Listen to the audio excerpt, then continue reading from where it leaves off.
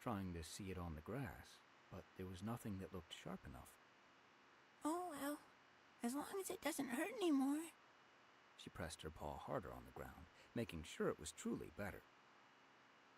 Hey, Yellow Kit! Rowan Kit's voice interrupted her. Yellow Kit looked up to see both her litter mates standing beside a broken tree stump not far from the Elder's den. New branches had started to sprout from the remains of the trunk, making a shady cave. Come over here! Nut Kit squealed. We've found a fox and her cubs! We've got to drive them out of our camp!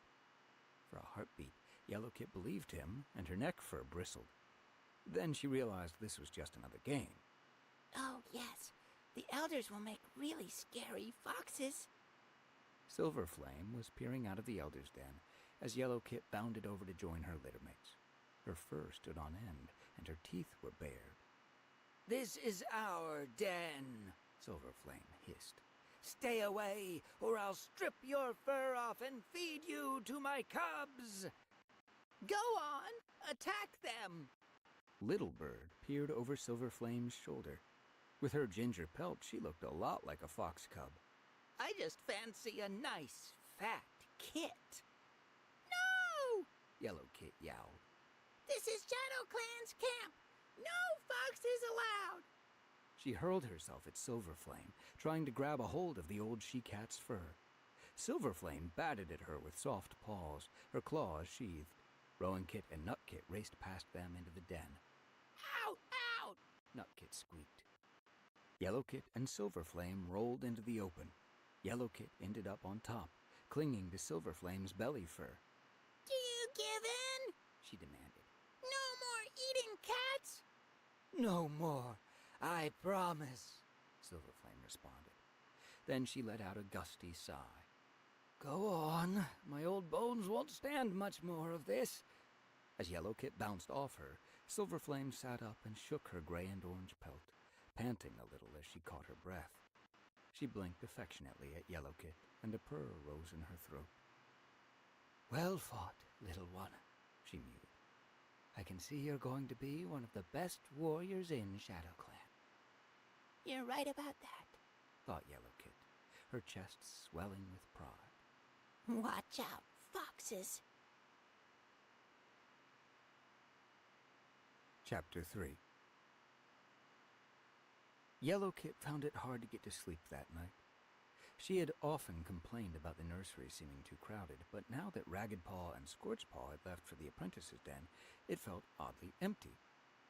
Featherstorm had returned to the warrior's den, so the only cats in the nursery besides Yellow Kit and her littermates were Bright Flower and Pool Cloud, whose kits were close to being born. I'll never get to sleep if Pool Cloud keeps snoring, Yellow Kit thought crossly, wriggling around in the moss and pine needles that lined the floor of the nursery.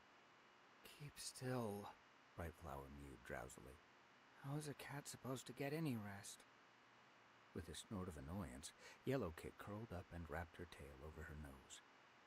Peering over the top of it, she could just make out Rowan Kit tucked close into their mother's side, and Nut Kit sprawled on the moss, his legs and tail twitching as if he was dreaming about racing through the forest.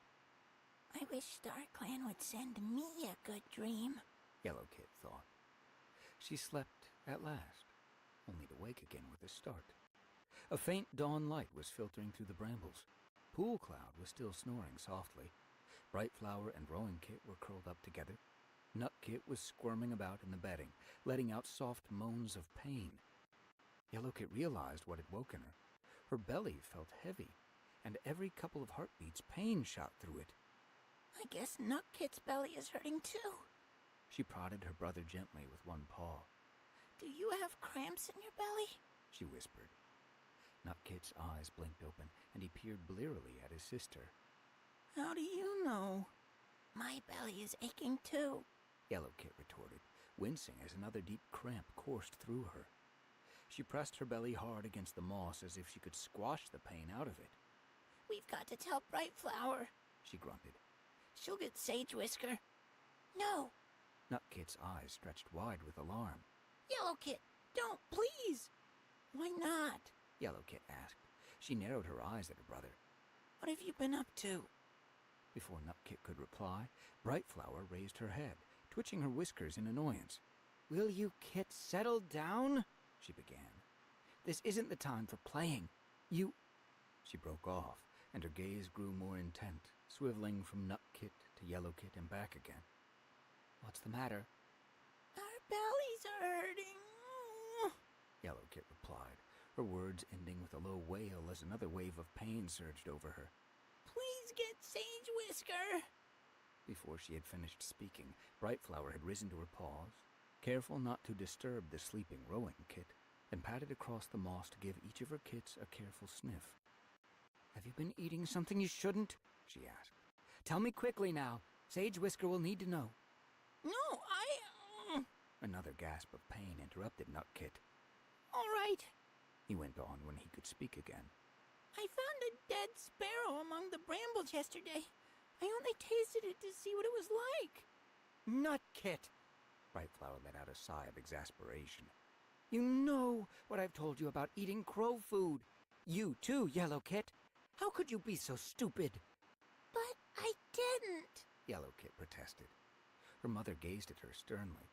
"Eating crow food is bad, and lying about it is even worse," she meowed. Hot indignation surged through Yellow Kit, almost driving out the pain in her belly. I'm not lying. She insisted. I never even saw the stupid sparrow. Tell her, Nut Kit. I didn't see Yellow Kit there, but... Nut Kit's words ended in a groan. "And how do you suppose you got a bellyache if you didn't eat it?" Brightflower twitched her tail tip angrily. "I'm very disappointed in both of you, especially you, Yellow Kit. Now come outside so you don't disturb Rowing Kit and Pool Cloud. I'll go get Sage Whisker." Yellow Kit didn't argue anymore as she scrambled out of the moss and pine needles. Still simmering with indignation, she clambered up the side of the hollow and wriggled under the branches of the thorn bush. The sky above the pine trees was pale with the approach of dawn. Just inside the entrance to the camp, Mousewing was on guard, his black pelt barely visible against the brambles. He yawned and stretched, not noticing Brightflower as she bounded across the clearing to the Medicine Cat's den. Wincing from the pain in her belly, Yellow Kit flopped down beside her brother and waited for her mother to reemerge from the den with Sage Whisker. You'd better tell Brightflower the truth about eating that sparrow. Nut Kit murmured. You're only making it worse for yourself. For the last time, I did not eat any dodgy sparrow. Yellow Kit snapped. I've got more sense. Nut Kit gave her a disbelieving look, but said nothing more. A moment later, Sage Whisker emerged from her den and trotted across to the nursery, followed closely by Brightflower. "Kits!" the Medicine Cat exclaimed, dropping a bundle of leaves as she halted in front of Yellow Kit and Nut Kit. "If it's not one thing, it's another.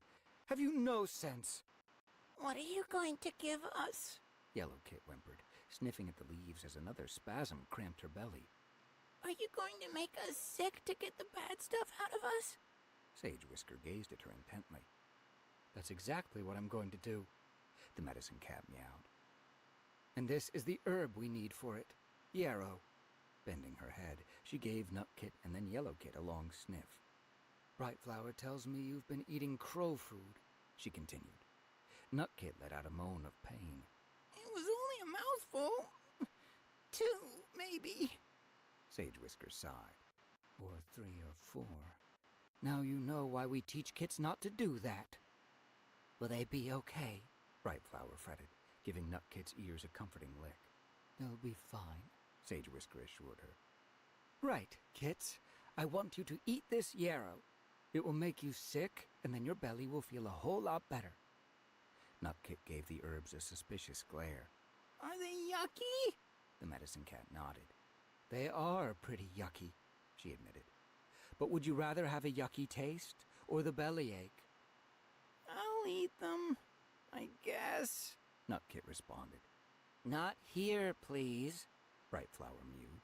We don't want a mess right outside the nursery. In spite of Nut Kit's feeble protests, she picked him up by the scruff and carried him toward the edge of the camp. Sage Whisker padded alongside, carrying the yarrow, while Yellow Kit followed, staggering a little as pain roiled through her insides. By now, the dawn light had strengthened. Several warriors had emerged from their den, and Stone Tooth, the clan deputy, was organizing the dawn patrols.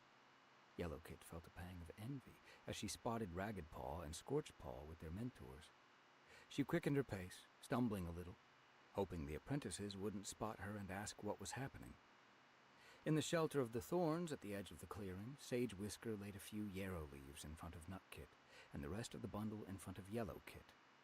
While Nut Kit was still hesitating, Yellow Kit lapped up the leaves, wincing as the bitter juices filled her mouth. Yuck! She gasped, gagging as she tried to swallow. After a few heartbeats, she managed to force the vile stuff down. Almost at once, she felt her belly give an enormous heave, and she vomited up several mouthfuls of slime. She passed her tongue over her lips, trying to get rid of the taste. "That's good," Sage Whisker murmured approvingly, as Nut Kit too brought up the contents of his belly. "Bright Flower, take them back to the nursery. They should sleep now.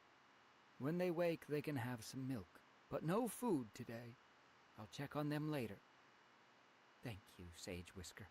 Bright Oh, Flower wait, dipped are her they head in the still medicine cat. young enough that "And they're let that be a lesson to you," she added to fine, her but kids. eating solid "No food? more crow food." But I didn't eat crow food! Yellow Kit's indignation surged up again now that her belly didn't hurt anymore. It's not fair. Why won't any cat believe me? Bright Flower let out a hiss. "No more," she mewed. "I won't punish you for lying this time, because you've suffered enough, but don't let it happen again." Without waiting for Yellow Kit to respond, she grabbed Nut Kit by the scruff and headed for the nursery. Yellow Kit padded after them, her head down and her tail drooping. Her belly was sore from vomiting, and she could still taste the bitter yarrow. But what made her really miserable was the thought that her mother believed she was a liar. Yellow Kit pushed her way into the open, yawning and arching her back in a long stretch. She was bored. Behind her in the nursery, Nut Kit was still asleep, half buried in the moss as if he was exhausted from his disturbed night and his upset belly. But I feel fine, Yellow Kit thought. except my belly's growling. Bright Flower had just reminded her that Sage Whisker had said she and Nut Kit couldn't have anything to eat until tomorrow.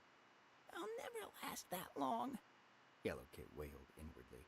I'll be as weak as a mouse. Blinking, she gazed around the camp.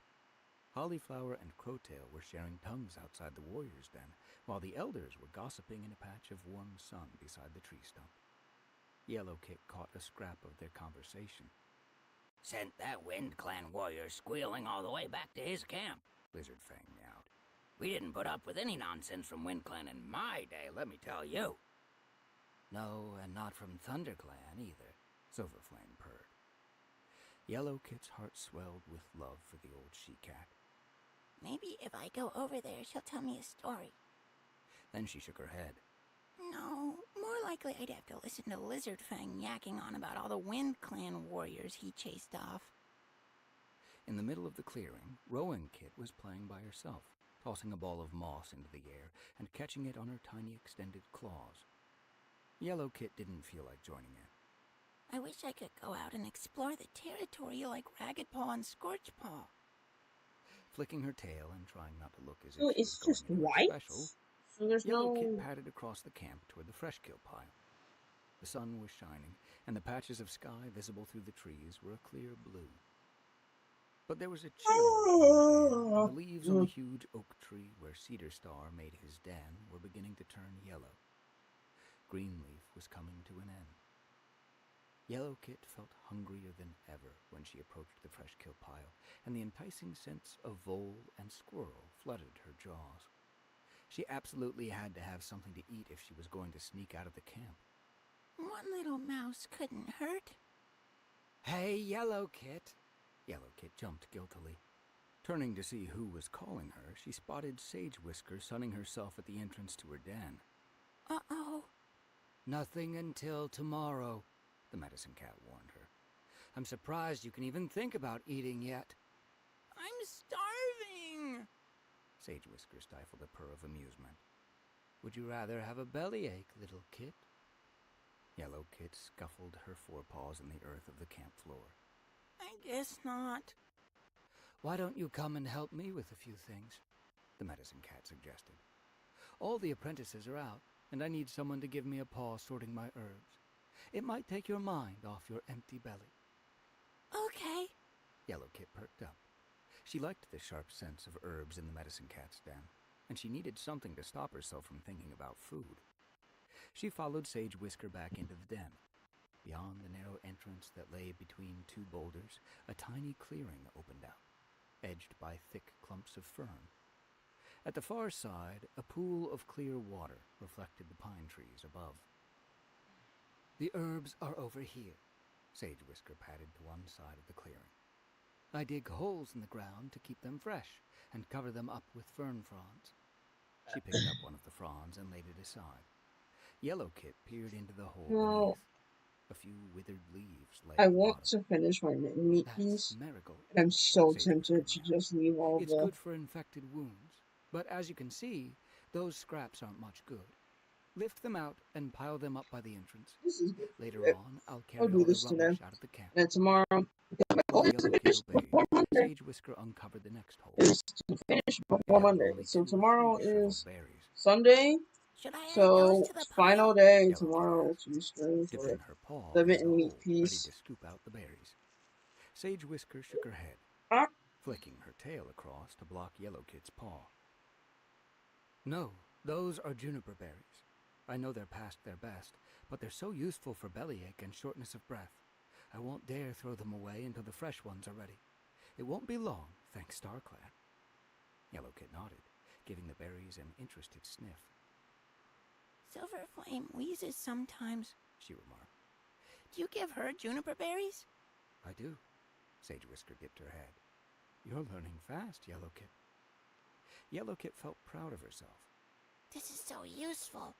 I'll know about herbs and everything when I'm a warrior. What's in the next hole? She asked. These are daisy leaves, Sage Whisker replied, uncovering a pile of fresh leaves. Good for Lizard Fang's aching joints. I only collected them yesterday, so we don't have to throw them out. Yellow Kit followed her along the row of holes, while Sage Whisker told her about each different herb and what they were used for, sorting out the withered ones so that Yellow Kit could pile them up at the entrance. There, finished, Sage Whisker mewed at last, dusting off her paws. Well done, Yellow Kit. You've been a big help. It was fun. Yellow Kit replied, realizing with a start that it was true. I had no idea how much you have to learn to be a medicine cat. And your belly feels fine now? Yellow Kit nodded. Still empty, though. She mewed. Sage Whisker touched Yellow Kit's ear with her nose. Then you'll remember to stay away from crow food in the future. Yellow Kit heaved a deep sigh. Yes, okay, she muttered. There wasn't any point in arguing. She knew that no cat was going to believe her. But if it wasn't the crow food, she asked herself as she padded back to the nursery. What did make my belly ache like Nutkit's? Chapter 4. Yellow Kit's paw landed squarely on top of the quivering mouse, and it went limp. Her jaws watered as she bent her head to take the first succulent bite, when something slammed into her back. Her eyes flew open, her dream fled away, and she found herself in the nursery. Pool Cloud's kits, Fox Kit and Wolf Kit, were wrestling together in the moss, rolling over so they were half on top of Yellow Kit. I do not like these two. Off! She muttered, giving the nearest kit a shove. I could almost taste that mouse. Yawning, Yellow Kit sat up. Bright Flower and Pool Cloud were still asleep, but beside her Girl, in the control mossy your nest, your Nut Kit and kids. Rowan Kit were beginning to stir. Not There's like something odd about the nursery this morning. Yellow Kit thought. The light was different, and there was a clean, cold scent in the air that she had never smelled before. Curious, Yellow Kit scrambled over the moss and stuck her head through the branches. Her jaws gaped, and she let out a gasp of astonishment. The camp lay under a thick white covering, and more of the white stuff weighed down the branches of the encircling pine trees. Wow! Yellow Kit squeaked. What happened? Nut Kit and Rowan Kit appeared beside her, their eyes round as they gazed out. Did Wind Clan do this to us? Nutkit growled. I'll shred their fur! No. Brightflower pushed her way out of the nursery, her paws sinking into the white stuff, and turned to look back at her kits. Her eyes were warm with amusement. This is snow. We get it sometimes in Leaf Bear. Where did it come from? Rowan Kit asked. It falls out of the sky, Brightflower explained. Like rain, but snow looks like falling feathers. Extending one paw, Yellowkit dabbed at the white stuff. It's cold! Nutkit let out a yowl of excitement and launched himself into the snow, his weight hardly denting the surface. Wait for me! Yellowkit charged after him, with Rowing Kit a tail length behind. She could hear more squealing from the nursery, telling her that Foxkit and Wolfkit were following. This is fun! But as Yellowkit raced across the camp after her littermate, she felt as if something was holding her back. Rowing Kit overtook her with an excited squeak.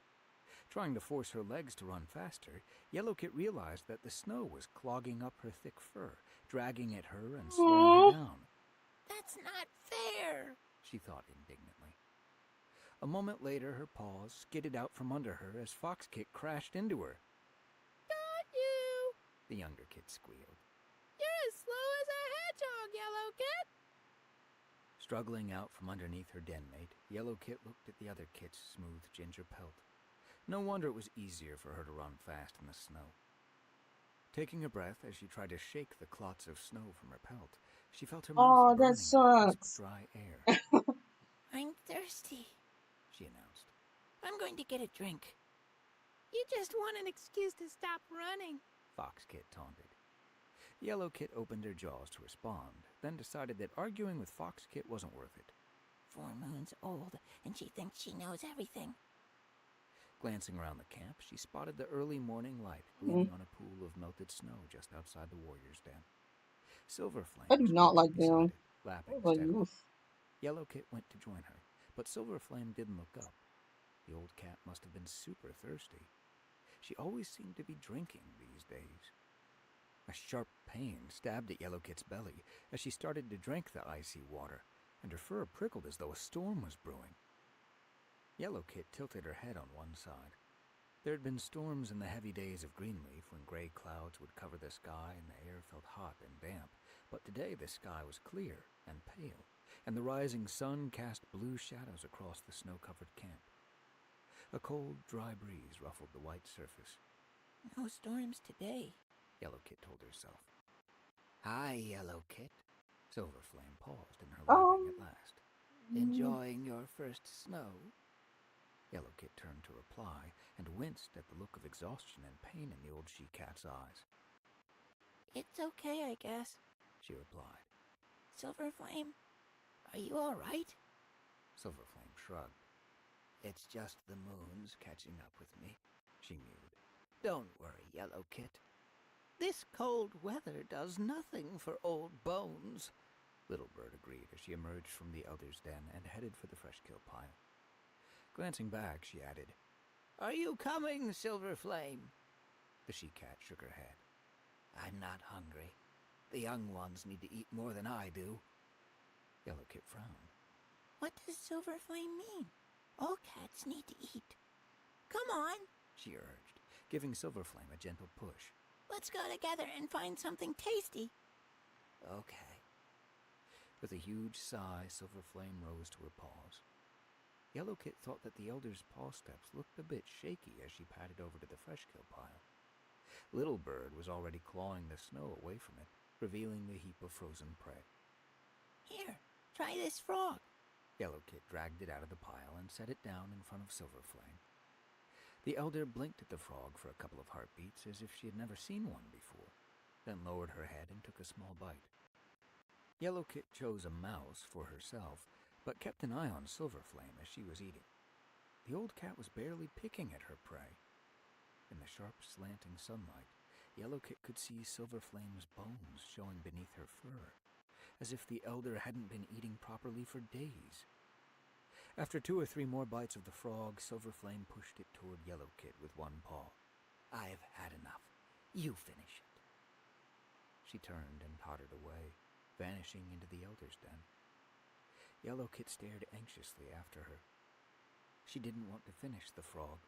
The mouse she had eaten was weighing heavy in her belly, and she wondered if there might have been something wrong with it. Her fur was still prickling too. There was a rustle of frozen brambles, and Sage Whisker emerged into the camp. She carried a few frost-bitten twigs in her jaws, and as Yellow Kit bounded over to her, she recognized shriveled juniper berries clinging to them. Sage Whisker, She called, catching up with the medicine cat just outside her den. Sage Whisker carefully laid the twigs down. "What is it, Yellow Kit?" it's Silver Flame. Yellow Kit explained, struggling to stop her voice from shaking. I think she's sick. She doesn't want to eat anything. Sage Whisker blinked at her. "Silver Flame is old," she mused, "and Leaf Bear is hard for the newest and the oldest members of the clan." But she... Yellow Kit's voice died away. There aren't any herbs to stop a cat from getting old. She thought miserably. "I'll look in on her," Sage Whisker promised. Yellow Kit nodded, knowing she had to accept what the medicine cat said. I wish I could do something to help. Then she remembered how thirsty Silver Flame always seemed. She must get so cold, coming out to drink at the pool. If I found some moss, I could bring her a drink into her den. Feeling better now that she had a plan, Yellow Kit plunged through the snow to where a fallen tree lay among the thorn bushes that surrounded the camp. As she pushed her way beneath the spiky branches, she dislodged clumps of snow that showered down over her head and shoulders. Yellow Kit let out a snarl as she shook the icy flakes from her pelt. The moss-covered tree was just ahead of her, but as she reached out to strip off a pawful of moss, Yellow Kit heard voices on the other side of the brambles. Curious, she scrambled over the tree trunk and wriggled farther through the thorns, her paws tingling with excitement as she realized she was almost outside the camp. Peering cautiously through the branches, Yellow Kit saw a flat stretch of ground enclosed by the dark trunks of pine trees. The surface of the snow was churned up, and Brackenfoot was standing with Ragged Paw in the middle of the rough patch. "You've learned that move really well," Brackenfoot was meowing.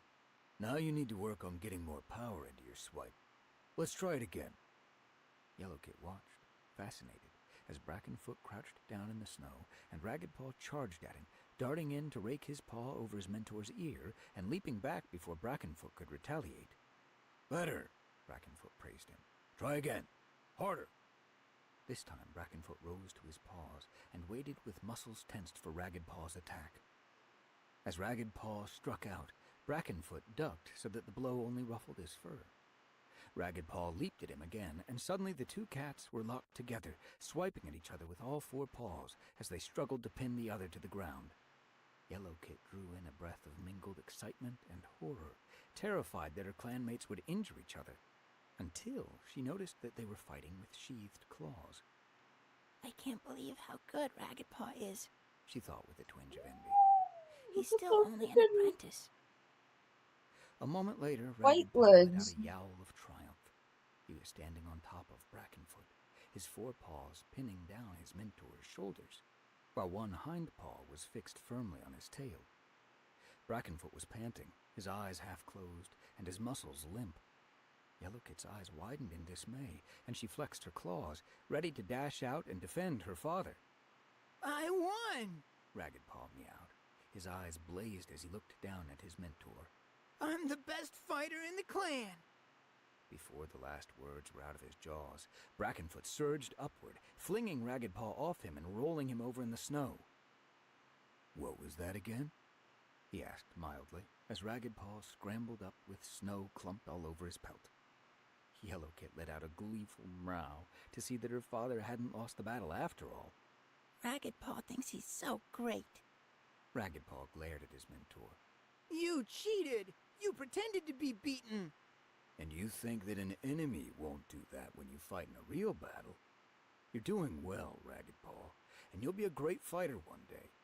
But you still have a lot to learn." Ragged Paw shook himself, spraying snow everywhere. His shoulders sagged.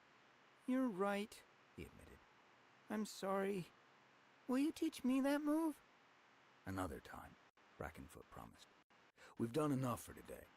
Let's get back to camp, and you can take something from the fresh kill pile." Thanks. Ragged Paw's eyes glowed. I'm starving. Brackenfoot turned toward the camp entrance, and Ragged Paw was about to follow. Suddenly he froze, and Yellow Kit shrank back as she realized the apprentice was staring straight at her. What do you think you're doing? Ragged Paw demanded. Hey, Brackenfoot! Yellow Kit's spying on us! Brackenfoot glanced back, spotting his daughter among the thorns. Don't be such a mouse brain, he told Ragged Paw. Yellow Kit can watch if she wants.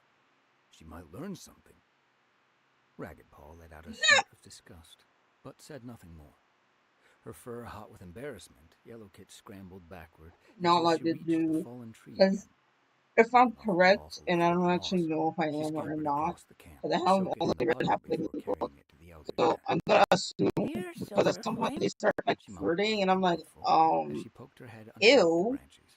And I brought you know a that drink. Yellow Fang All three had elders were huddled together had in the 3 shelter of kids, the and stump. 2 of them died, Little Bird and the other narrowed one her eyes at Yellow become Kit.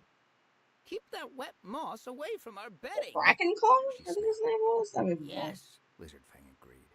you should know better than to bring it in here. Yellow Kit suppressed an angry hiss, remembering she ought to be polite to the elders, even when they were being a pain in the tail. Leave her alone, Silverflame meowed. That was a very kind thought, Yellow Kit. Gesturing with her tail, she added, put the moss down there, well away from the bedding. When Yellow Kit had obeyed, Silverflame stretched out her neck and lapped at the dripping fronds.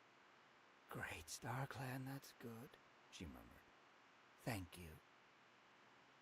Shooting a smug glance at the 2 other elders, Yellow Kit was about to reply when she heard Cedar Star's voice from outside in the camp. Let all cats old enough to catch their own prey join here beneath the clan rock for a meeting. For Star Clan's sake, what now? Lizard Oh, I Fang didn't- demanded. Dipping her head briefly to the elders, Yellow Kit backed out of the den, almost colliding with her mother No, as she spun mask. around to see what was going on. There you are, Bright Flower exclaimed. Sucks because now I I've been have searching to. everywhere wow. for you. Why? What's happening? Yellow Kit mewed. Just behind her mother, she spotted Rowing Kit and Nut Kit, looking unusually well-groomed. Nut Kit was bouncing up and down on his paws, while Rowan Kit's eyes were wide and shining. You're going to be made apprentices, Bright Flower explained. Yellow Kit stared at her. Now? Yes, now. And just look at you. Bright Flower darted out a paw and snagged a spiky twig that was stuck in Yellow Kit's pelt. Any cat would think you'd been wriggling through thorns all day. Yellow Kit stood still while Bright Flower gave her a quick grooming, flicking bits of thorn and I fur love this and part. smoothing it with strong strokes of her tongue. She was like, now? I was like, yeah, now? The cats That of why? Shadow Clan were gathering around the clan rock. All 3 elders poked their heads out from under the branches that shaded their den. Deerleap and Amberleaf appeared from the warrior's den, followed closely by Toadskip and Featherstorm. Brackenfoot and Ragged Paw, who were eating beside the fresh-kill pile, finished their prey quickly and turned to listen. Crowtail and Scorchpaw padded over to join them. Okay. Yellow Kit's belly began to churn. I need Every to cat will be looking finish at this me. because this is where What I'm if I get at. something wrong? Who will be my mentor? This is going to be a hard leaf bear, Cedar Star began. With snow on the ground, we need all the hunters we can get, and border patrols to defend our territory when the other clans get hungry. Said now? So this is a good time to strengthen Shadow Clan by making new apprentices. Rowing Kit, come forward. Rowing Kit swallowed nervously, then padded forward until she stood beneath the clan rock. Cedar Star's gaze swept over his clan. Finchflight, he meowed. You have served your clan well, and you deserve to have another I apprentice. think I want You will to pass on your add skills one to of the Rowan things Paul. because I have a Rowan spy Paul in gave a little Twitch. skip I of have delight one at the in, sound of her new name, but I then think trotted over to Finchflight and touched noses with him. The black and white Tom let out an approving purr. Cedar Star beckoned Nut Kit with his tail. Nut Kit, come forward, he meowed. Nut Kit paced proudly across the clearing. Amberleaf, Cedar Star continued, tipping his head to the dark orange she-cat. this needs to. You are a skilled warrior, and I know you will give Nutpaw the training he needs. Nutpaw's got Amberleaf. Yellow Kit barely stopped herself from exclaiming out loud. She's so strict. All the young cats were a bit afraid of Amberleaf, who had a scathing tongue when she was annoyed. Yellow Kit remembered being scolded by her when she accidentally hit the warrior on the head with a ball of moss. Nutpaw looked nervous as he padded across to Amberleaf to touch noses, but relaxed as the she-cat murmured, "I'll make you the best warrior you can be." Yellow Kit's heart began pounding harder. When Cedar Star beckoned to her, she padded across the clearing with as much dignity as she could muster. Star Clan, please don't let me trip over a twig.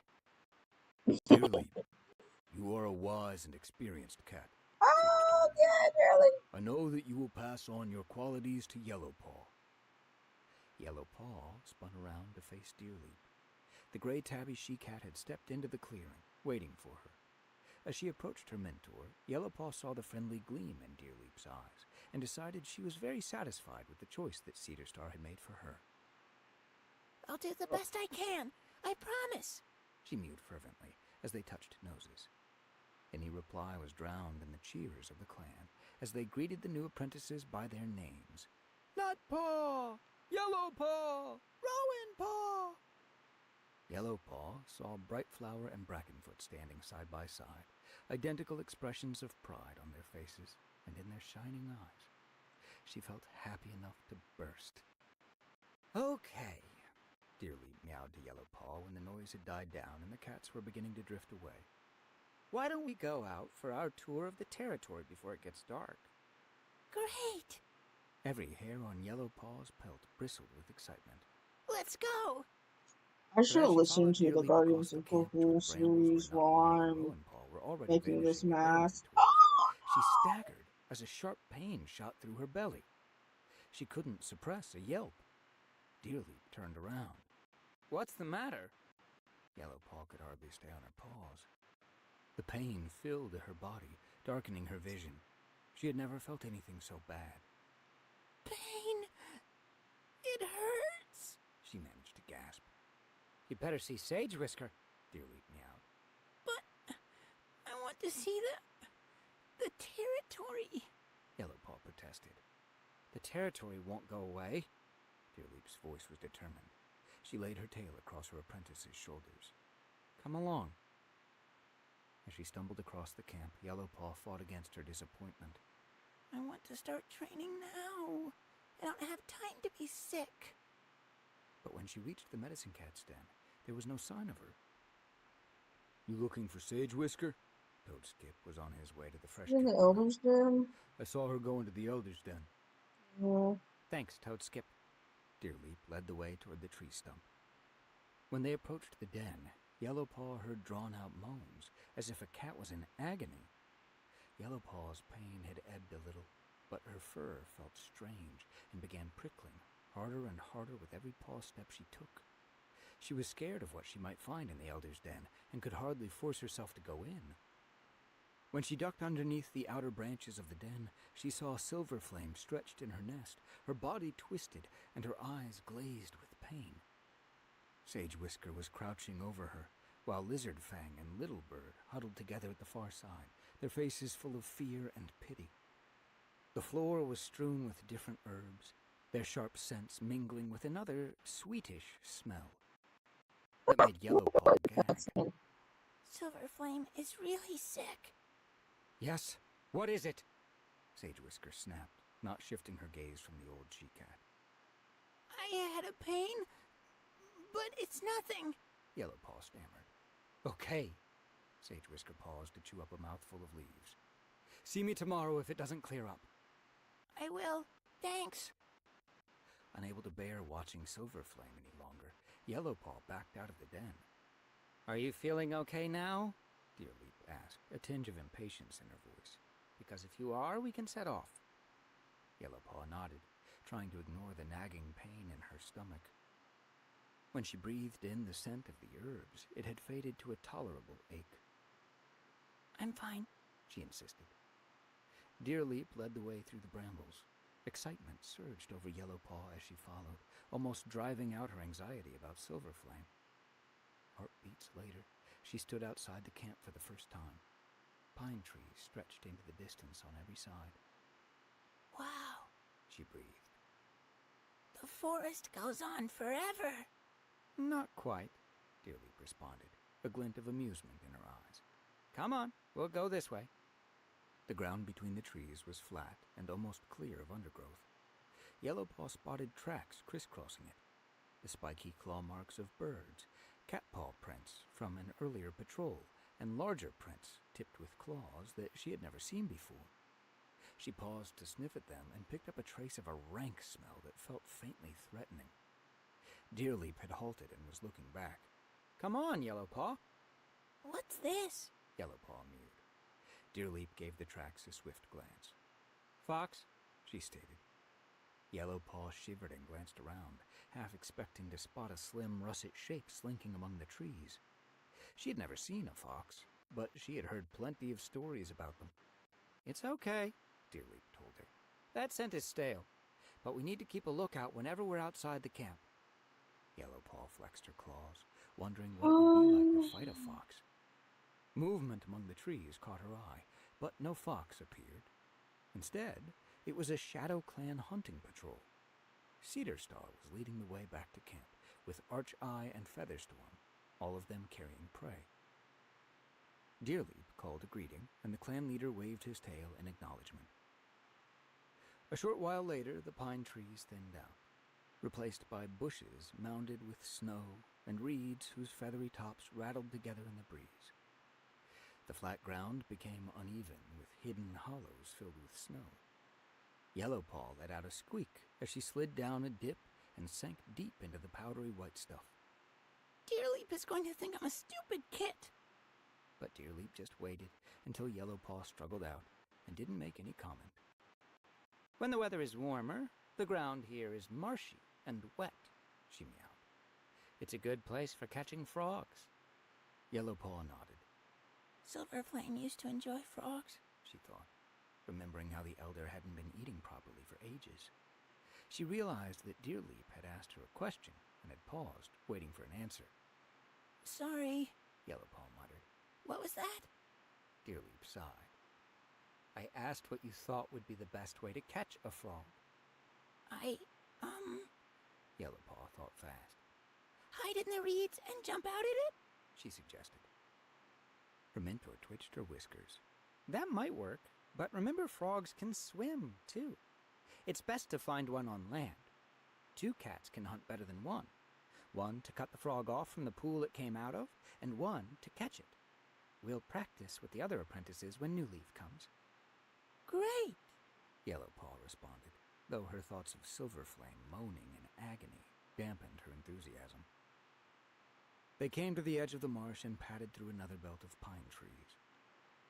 The trees grew more sparsely here, and reddish, hard-edged shapes loomed beyond the last of them, as tall as the highest trunks. We're coming to the edge of Shadow Clan territory, Deerleaf mewed. Can you smell our scent markers? Yellowpaw sniffed and nodded. She felt proud that the Shadow Clan scent was so strong. that warns other clans not to mess with us. Over in that direction, Deerleaf went on, angling her ears toward the ominous shapes, is Two-Leg Place. We don't go there. It's a place for dogs and kitty pets, not warriors. Those are the dens where Two-Legs live. Yellowpaw gazed at the unnaturally straight walls with square holes dotted across their sides, some high up and some closer to the ground. Low wooden barriers surrounded each den, rather like the thorns that surrounded Shadow Clan's camp. As Yellowpaw watched, a kitty pet appeared, balancing carefully on the top of the wooden wall before jumping down to the other side. That cat was wearing something around its neck, She observed. Deerleaf nodded. A collar. Most kitty pets have them. It signifies that they belong to Two-Legs and can never be free. Just be thankful you'll never have to wear one. I find it funny Yellowpaw because watched literally for a little Fireheart longer, still has but color. the kitty pet didn't You know how many reappear. cats She wondered what it would be like to live in the Two-Leg Place. that I The know that cold just was slip hard out? and empty, and she was glad when Deerleaf moved on again through another belt of woodland where pines were mixed with other trees. The bare branches creaked over Yellowpaw's head. Yellowpaw soon became aware of an acrid stench in the air and a dull roaring that grew and died away again. Is that thunder? she mewed. You'll see what it is in a few heartbeats, Deerleaf told her. When Yellowpaw came to the edge of the trees, she stumbled to a halt. In front of her lay a narrow stretch of ground that led away in both directions as far as she could see. The snow that lay upon it had been churned up in straight lines, leaving dirty brown ridges. Underneath, Yellowpaw could make out a hard, black surface. The acrid stench rose from it in waves, smothering all the other scents of the forest. What's that? Yellowpaw gasped. She stretched out a paw to touch the surface. Immediately, Deerleaf flicked her tail in front of Yellowpaw. Keep back, she warned. At the same moment, the weird roaring sound began again. Yellowpaw tensed as a small creature appeared at the far end of the path. Small creature. It grew bigger as the roaring grew louder. Soon, she could make it out more clearly. It was an unnatural, glittering scarlet, and it had round black paws that seemed to eat up the ground. Heartbeats later, it swept past, spattering Yellowpaw with dirty, half-melted snow. For a moment, its bellowing and vile reek filled the air. Then it was gone, dwindling into the distance as the sound died away. It didn't spot us. Yellowpaw mewed in relief. Mostly they don't, Deerleaf responded. They keep to the Thunderpath and don't bother us provided we stay away from it. But cats have died trying to cross, so don't even think about it. That's the Thunderpath? Yellowpaw asked. Then that must have been a monster. Brackenfoot told us about them when we were in the nursery. He said the monsters have 2 legs in their bellies, but I thought that was just a tale for kids. No, it's true, Deerleaf meowed. Those things eat 2 legs? Not exactly, Deerleaf sounded puzzled. The 2 legs get out of them again, and they seem okay. I don't know what it's all about, but then 2 legs are strange. The stink of the monster was dying away, and as she tasted the air, Yellowpaw could pick up another scent she didn't recognize. It was the scent of cats, but harsher than the warm, comforting ShadowClan scent she was used to. What's that yucky smell?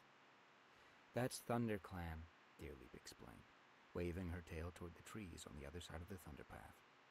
Their territory is over there. Really? The scent marks seemed so close. Yellowpaw imagined a patrol of hostile ThunderClan cats charging across the Thunderpath, invading her territory.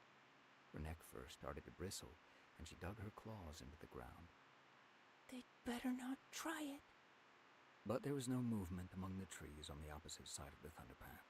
Nothing to suggest an enemy patrol was lurking there. Feeling slightly disappointed, Yellowpaw turned away. Where do we go next? Follow me? Deerleaf led the way alongside the Thunderpath and stopped at a point where the ground fell away into a deep cleft that became a tunnel leading into darkness. The sides were lined with squared-off stones. Did 2 legs make that? Yellowpaw mewed. They did. Deerleaf sounded pleased and a little surprised that Yellowpaw had guessed right. Don't ask me why. It leads under the Thunderpath and up on the other side. Into ThunderClan territory? They could come right through it and attack us. No, it's still our territory on the other side, all the way to the hollow at Four Trees.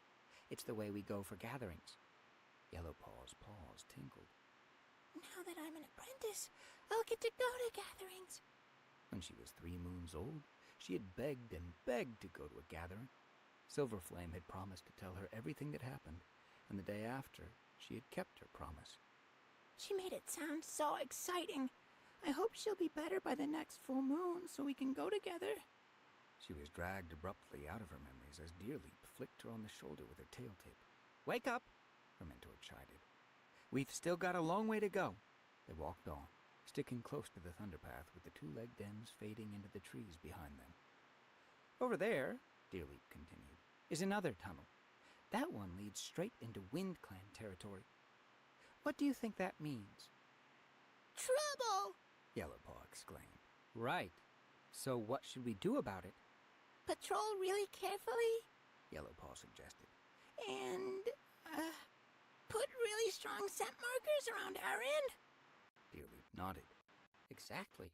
Good thinking, Yellowpaw. A few fox lengths farther on, Yellowpaw spotted Rowanpaw trotting toward them with her mentor, Finchflight. Rowanpaw waved her tail. Isn't this great? She called. Our territory is awesome. Yellowpaw mewed agreement, but there wasn't time to stop and chat. Deerleap was forging ahead, and Yellowpaw had to scurry to keep up. By now the sun was starting to go down, staining the snow as red as blood.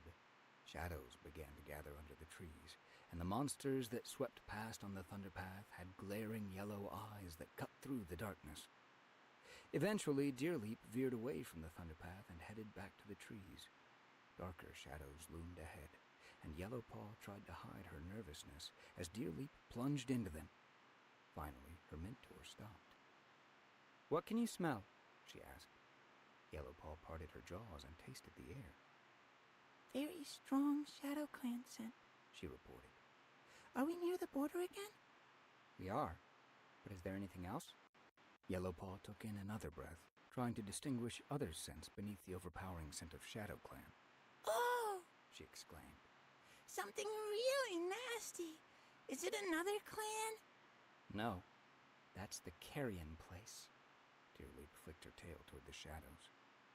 Peering more closely, Yellowpaw made out huge heaps of evil-smelling stuff. Weird shapes that gleamed in the half-light poked out of a mountain of sludge and debris. A shiny fence, like a thick, regular cobweb, surrounded them. What's that stuff? She mewed. How did it get there? "Two Legs bring it in yellow monsters," Deerleap replied with a look of disgust. "It's two-leg crow food, and before you ask, I don't know why they dump it there." Yuck. Yellowpaw passed her tongue around her jaws. I can almost taste it from here. "Stay away from it," Deerleap warned her. "More rats than you can imagine live in those heaps, and even experienced warriors think twice before messing with them." There's no way I'd want to go there. Yellowpaw assured her. She was happy to leave the Carrion Place behind and head back into the forest. Night had fallen, and the first warriors of StarClan were appearing in the sky. The snow gleamed eerily beneath the trees. What's over there? Yellowpaw curled her tail to where the pine trees stretched on until they melted into shadow. "More forest," Deerleap replied. "No cats go that way. We have enough territory without it." Yellowpaw felt a stab of relief that they didn't have to go any farther. Her paws were frozen and starting to feel sore. I've never walked so far. She thought. "We're almost back at the camp," Deerleap announced. "You can pick out a piece of fresh kill and then find yourself a nest in the apprentice's den." Yellowpaw blinked. She hadn't considered that she wouldn't be sleeping in the nursery anymore, and she wondered if Raggedpaw and Scorchpaw would welcome her and her littermates. But she pushed that thought to the back of her mind. There was something more important that she had to do first. I need to know how Silver Flame is. She followed Deerleap through the thorn tunnel and into the clearing. "Did you enjoy seeing the territory?" Deerleap prompted. Yes, it was great, thanks. Yellowpaw responded, her paws itching to carry her toward the Elder's den. "Off with you then." Deerleap flicked her ears. "I'll see you at dawn tomorrow. We'll start your training with hunting practice." Yellowpaw knew she should feel excited about that, but her anxiety about Silverflame was growing stronger with every heartbeat. She ducked her head to her mentor and bounded across the clearing to the Elder's den. I was way too bad. How is Silver Flame? Yellowpaw demanded. Well, I kind of. "Growing weaker," Brightflower replied. Her face was solemn. "Be brave, little one. We have to accept that it's time for her to walk with StarClan." Chapter 5. No! Yellowpaw gasped. She can't leave us! "I'm sorry, but she has to." Brightflower bent her head to touch Yellowpaw's ear with her nose. Yellowpaw could see the desperate anxiety in Brightflower's eyes. I know how I'd feel if Brightflower was dying. She must feel the same now that it's her mother who's going to join StarClan. I want to see her! She choked out. Brightflower nodded. "You can, but you must be very quiet." She stepped back and allowed Yellow Paw to slide underneath the branches into the elder's den. Silver Flame was lying on her side, her legs splayed out as if she were running. Her eyes were half closed and her chest heaved with rasping breaths. Sage Whisker crouched over her while Little Bird and Lizard Fang watched from the corner, their eyes gleaming in the darkness. Yellow Paw felt as though her pelt were on fire as she drew closer to the old sick cat. She reeled back, blinking. She's so thirsty, She whispered to Sage Whisker. Why don't you give her something to drink? Why aren't you treating her pain? Sage Whisker looked up, her eyes full of grief. There's nothing more I can do, she murmured. There must be! Yellow Paw wailed. Yellow Paw, Little Bird rose to her paws and gave Yellow Paw a gentle nudge. come with me. No! Yellow Paw felt as if her whole world was full of pain and her grief for Silver Flame. I want to stay with her. You can't help her now, Little Bird mewed softly. Come away. Yellow Paw let herself be urged. So sad. Before she ducked under the branches, she looked back. Goodbye, Silver Flame. She whispered. There was no sign that Silver Flame had heard her. She drew a breath that rattled in her throat. As Yellow Paw climbed out of the den, she strained her ears for the next breath. It didn't come. No! She's dead, isn't she? Yellow Paw whispered. That's so sad.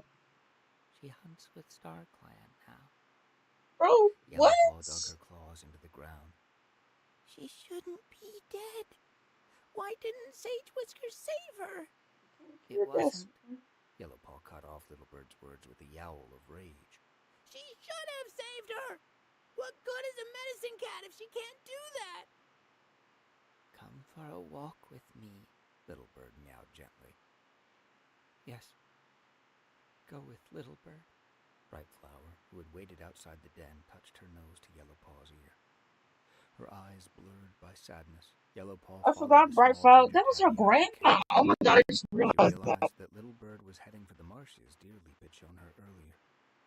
It felt as though the tour of the territory had happened in another life. Medicine cats can only do their best with the knowledge that they have, Little Bird told her. StarClan wanted Silver Flame to walk with them. Look, she added, pausing beside a shrub with a few pale green leaves clinging to its spindly branches.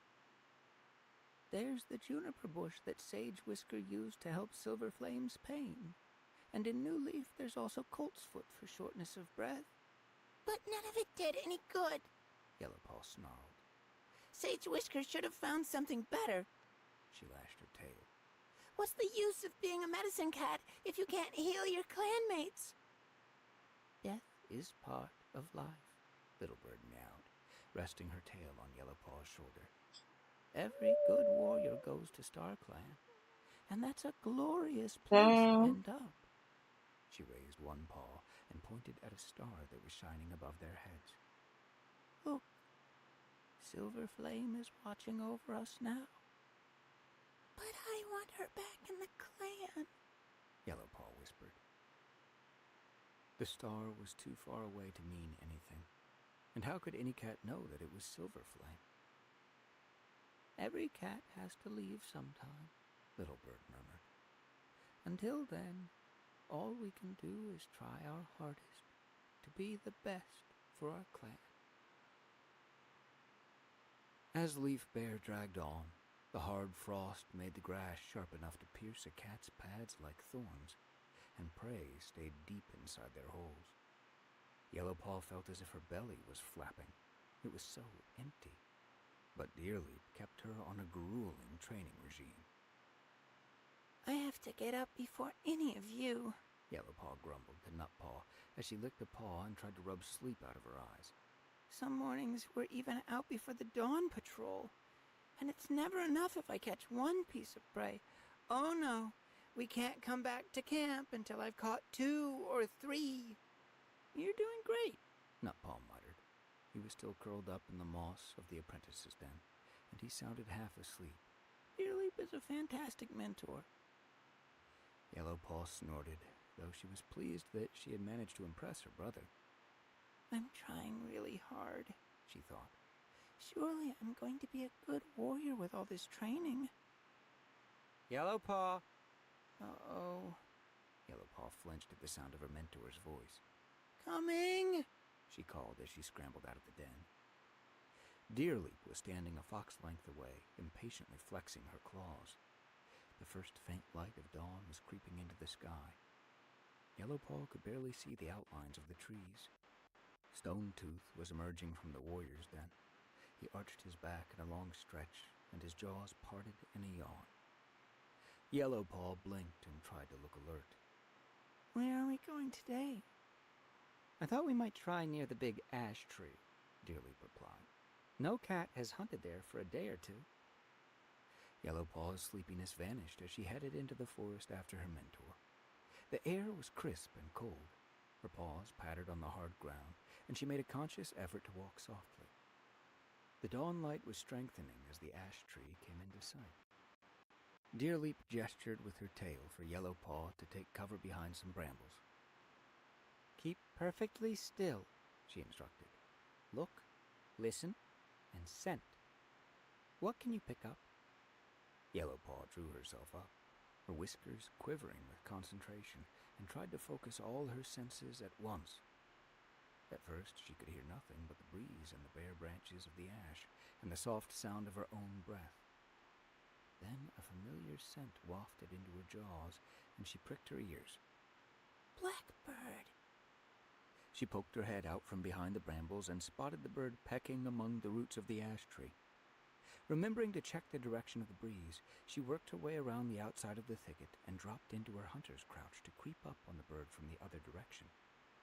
Stealthily, paw step by paw step, Yellowpaw edged forward, her gaze fixed on her quarry. She was aware of Deerleap watching her, which made her even more determined. I've got to make a good catch. But before Yellowpaw came within pouncing distance, she accidentally stepped on a dead leaf. It crackled under her paw, and the blackbird, alerted by the tiny sound, fluttered up onto a low branch. Mouse dung! Yellowpaw hissed. She padded back to Deerleap, who was still in cover behind the brambles. Okay, her mentor mused. What did you do wrong? I stepped on a leaf. Duh. And why did you step on a leaf? I wasn't aware of everything around me. Yellowpaw admitted. I was so focused on the blackbird that I didn't think about where I was putting my paws. Deerleap gave her an approving nod. Good. You'll remember next time, won't you? Glancing out from the thicket, she added, And now you get another chance. Yellowpaw poked her head out and saw that the bird was back among the tree roots, pecking away as if it had forgotten the threat. I'll get you this time. Checking the wind direction again, she crept forward. This time she looked down at the ground in front of her, assessing everything that lay between her and her prey. She avoided a fallen twig and used a clump of frost-bitten grass for extra cover. At last she was close enough to pounce. Bunching her muscles, she shot forward in an enormous leap and sank her claws into the bird before it realized she was there. Once the limp body was securely in her jaws, she trotted back to her mentor. Well done, Deerleap purred. That was a perfect bit of stalking. Yellowpaw felt warm all over. Deerleap's praise had to be earned. It's a little scrawny, She confessed after she had dropped the bird on the ground. Never mind. Any piece of prey is welcome in weather like this. The ground was too hard to dig a hole and bury the fresh kill while they kept hunting, so Yellowpaw scraped leaves over it before starting to search the area for more prey, moving in widening circles around the ash tree. But it seemed as if nothing else was moving in all the frozen forest. Claws of frost dug deep into Yellowpaw's pelt, and she was almost ready to ask if they could go back to camp when she spotted a flicker of movement between two stones. Swiftly, she flashed out a paw and was startled to find that she had hooked a lizard on her claws. It wriggled for a heartbeat and then was still. That was lucky, Deerleap commented. You don't usually see those in weather as cold as this. Yellowpaw swelled with pride as she carried her 2 pieces of prey into the camp. Nutpaw and Rowanpaw were standing by the fresh-killed pile with their mentors. We've been on a hunting patrol. Nutpaw mewed, scampering up to Yellowpaw. I caught a mouse. And Rowanpaw caught a starling, Finchflight added. They've both done very well. Well, there's no point in standing around watching our fur grow, Deerleaf meowed. What about giving the apprentices a joint training session? They could all do with practicing their battle moves. She never stops, does she? Rowanpaw muttered into Yellowpaw's ear as the other two mentors murmured agreement and led the way to the thorn tunnel. At least fighting will keep us warm. Yellowpaw pointed out. She and her littermates followed their mentors to the shallow training scoop not far from the camp. Raggedpaw and Scorchpaw were already there with Brackenfoot and Crowtail. What's this? Crowtail mewed. They're getting really good. The two older apprentices were circling cautiously around each other. Raggedpaw flashed out a paw, but Scorchpaw leaped backward, and the blow never connected. With a yowl, Raggedpaw pushed off with his hind legs and thrust himself into the air. Yellowpaw winced, expecting him to land on Scorchpaw and knock him to the ground. But while Raggedpaw was still in the air, Scorchpaw twisted onto his back. He splayed out all four legs, claws extended. Raggedpaw landed on Scorchpaw's belly, and immediately Scorchpaw fastened his 4 sets of claws in Raggedpaw's shoulders and haunches. Then he rolled over, pinning Raggedpaw to the ground. Enough! Crowtail meowed, and the two apprentices broke apart. Now try it again, and Scorchpaw, you leap this time. That's a brilliant move. Rowanpaw exclaimed. It's a good one to remember if a cat leaps on you in battle, Brackenfoot explained as the older apprentices circled each other again. Often the cat who's underneath has the worst of the fight, but this way you can get back in control. Can we try? Yellowpaw asked when she had seen the move demonstrated for the second time. Of course, Deerleaf meowed. that's what we're here for. Yellowpaw, you can work with Nutpaw. Scorchpaw, you practice with Rowanpaw. Rowanpaw looked slightly disconcerted at the thought of working with an apprentice who already knew the move, and Scorchpaw was obviously not too happy about being paired with a younger cat. But they knew better than to argue. Keep your claws sheathed, Brackenfoot instructed. We don't want any shredded fur. Each pair of cats began circling. Yellowpaw was leaping down onto Nutpaw, who had his paws extended, ready for her, when she heard a startled yowl from Rowanpaw. At the same time, a sharp pain sliced through her shoulder.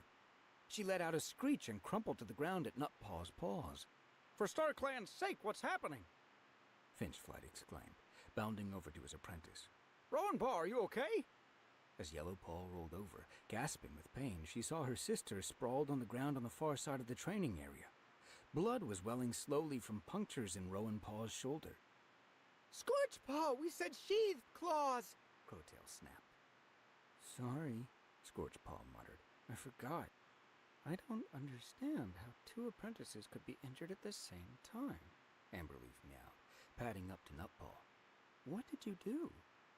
Nothing. Nutpaw's eyes were wide with dismay. I never touched Yellowpaw, honestly. Whatever. It still hurts. Yellowpaw snapped, scrambling awkwardly to her paws. I'm okay. Rowanpaw sat up, turning her head to swipe her tongue over the spots of blood on her shoulder. I want to try again. Okay, Finchflight meowed. but let's all be more careful this time. The pain in Yellowpaw's shoulder was fading, but she was wary of being hurt for a second time. When they practiced the move again, she knew she wasn't giving it her best effort. Grab your opponent harder, Deerleaf advised. Don't think about what his paws are doing. Just concentrate on hanging on to him and pinning him down. I think that's enough for today. Finchflight decided, when the apprentices had practiced the move once more. Rowanpaw, you'd better see Sage Whisker about those scratches. Rowanpaw nodded, though Yellowpaw noticed that the claw marks weren't bleeding anymore, and her sister hardly limped at all as they headed back toward camp. While Rowanpaw padded off to the medicine cat's den, the rest of the apprentices and their mentors gathered around the fresh kill pile. Yellowpaw, do you think you should see Sage Whisker too? Deerleaf prompted. No, I'm fine. Yellowpaw mumbled through a mouthful of the squirrels she was sharing with Nutpaw. Deerleaf looked doubtful. You'd better take the rest of the day off, she mewed, giving Yellowpaw's shoulder a sniff. I can't see any injury, but you never know. Get some rest and see Sage Whisker if the pain doesn't clear up. She turned away to choose some prey for herself. Yellowpaw didn't want to rest, I feel okay now. she thought. Maybe I just landed badly. When she had finished her share of the squirrel, she decided she would go off by herself to practice the new move. She still wasn't used to being able to leave the camp on her own, and she felt a thrill of confidence as she strode out through the thorns. When she had found a secluded spot in a hollow screened by holly bushes, she tried the move again. First the leap, and then rolling over to splay out her paws, ready to grab her opponent. It doesn't work so well with only one. She thought, disappointed. Do you want any help? The voice startled Yellowpaw. She looked up to see Ragged Paw standing at the top of the hollow. No, I'm fine. She mewed, scuffling her forepaws in the earth. Ignoring her refusal, Ragged Paw patted down to join her. You really need a partner to do that move, he meowed. Yellowpaw gave her fur a shake. I'd be mouse-brained not to let him help me. Okay. She agreed. Won't Deerleaf be surprised when she sees I can do the move perfectly? Ragged Paw gave her a brisk nod. I'll leap and you grab, He told her. that way you get to practice the difficult part. At first, Yellowpaw was afraid that she was going to be squashed into the forest floor by the heavier apprentice. I can't get my paws in place fast enough. She complained, sitting up and shaking scraps of dead leaf off her fur.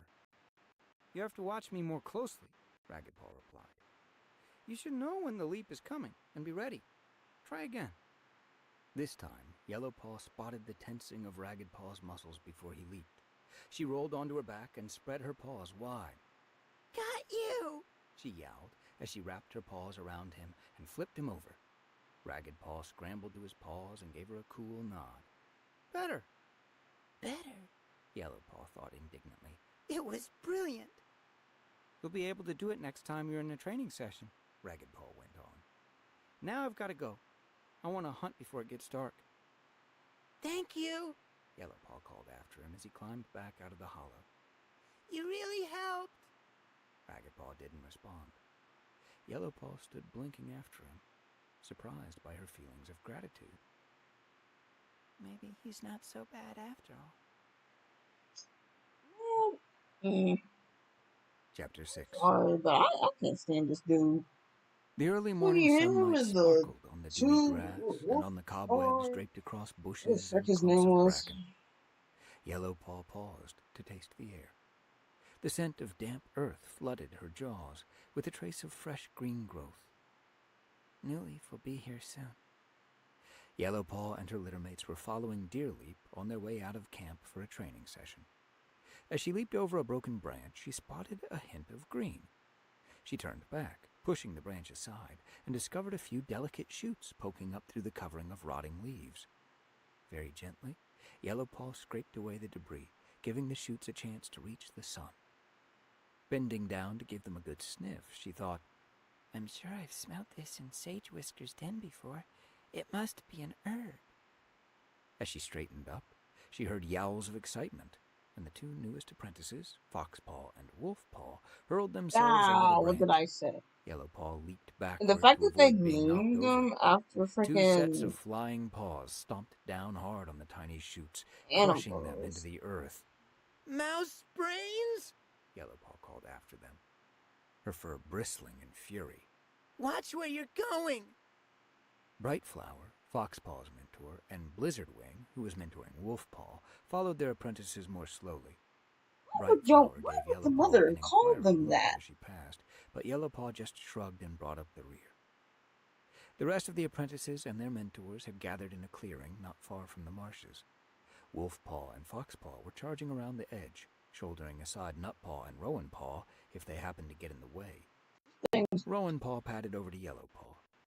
They're even more annoying than Ragged Paw and Scorchpaw.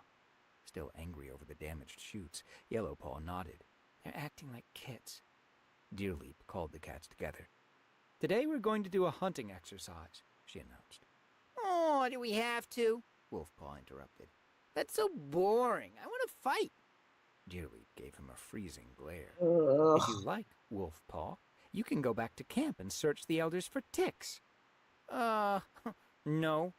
Wolfpaw's tail drooped. I hate these I guess rats. hunting is okay. We're like, Thank oh, you they're so just much, acting like kids. Dearly What? went on, an edge of sarcasm in her Insert. tone. Here's all the kids that were This just morning you're literally going to acting work like in kids. pairs. Yeah. Nutpaw and Rowanpaw, you can work together. Yellowpaw, you go with Foxpaw.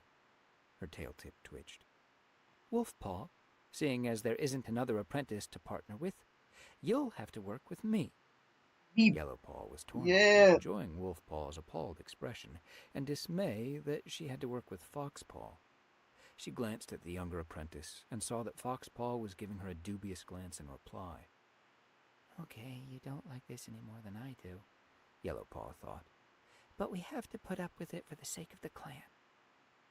Deerleap directed Man, I Yellowpaw would and enjoy being Foxpaw about some to head children through the though. marshes Like, and toward I the mean, that sounds Thunderpath. bad, but like them Come back specifically. here when you've each caught one piece of prey, she directed. And remember, you're working together. Yellowpaw Oh. padded carefully across the swampy That ground, would not be good. practicing her mentor's instructions to look, listen, and scent. Meanwhile, Foxpaw leaped from grassy clump to grassy clump, often landing instead in the shallow pools and splashing muddy water over her bright ginger pelt. Yellowpaw rolled her eyes.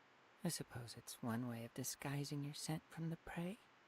She could hear the distant roar of the Thunderpath when Foxpaw gave an excited little bounce. I can smell a pigeon! This way! She dashed off. She won't catch a pigeon or anything else racing about like that. Yellowpaw muttered. She had picked up the pigeon scent at the same moment, but she had also scented something else. Cats, and not Shadow Clan cats.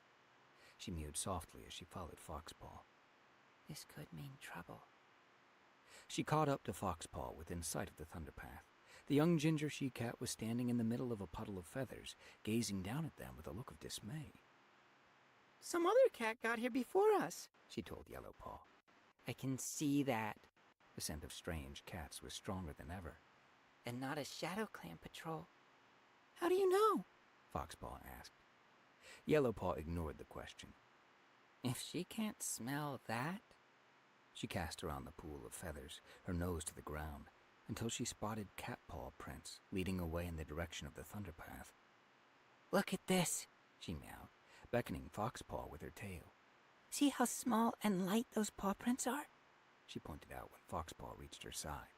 I'll bet a moon of dawn patrols that they were made by Wind Clan cats. Wind Clan! Foxpaw exclaimed. Stealing our prey! They can't do that! Let's get them! She was ready to charge off, but Yellowpaw stood in front of her. Wait! She snapped. Are you mouse-brained? Are you scared? Foxpaw retorted. Never. Yellowpaw's voice was low and furious. I just have some sense, that's all. What do you suppose 2 apprentices are going to do, alone on Wind Clan territory? What we have to do is go and find our mentors. She raced back across the marsh. Foxpaw pelted alongside her, looking mutinous. When they reached the training area, only Brightflower and Blizzardwing were there. Wind Clan! Yellowpaw gasped. Stealing our prey! Foxpaw added, bouncing on her paws. Are we going to attack? Hold on. Brightflower raised her tail. Settle down and tell us what happened. Yellowpaw began to explain what they had seen, trying to ignore Foxpaw's attempts to interrupt. While she was speaking, Deerleap and Wolfpaw returned, closely followed by Nutpaw and Rowanpaw. We can't let this pass, Brightflower meowed when Yellowpaw had finished. We need to take a look. Yellowpaw, lead the way. Yellowpaw was proud to pad at the head of the patrol as she took them through the marshes to where the pigeon feathers lay. Brightflower dipped her head to sniff at the catpaw prints. Fresh, she murmured, and definitely Wind Clan. 2 of them, I'd guess. Well-scented Yellowpaw. You have the best sense of smell, Deerleap meowed to Brightflower. Why don't you follow these tracks and see where they lead? Take Blizzardwing with you in case the Wind Clan cats are still lurking around.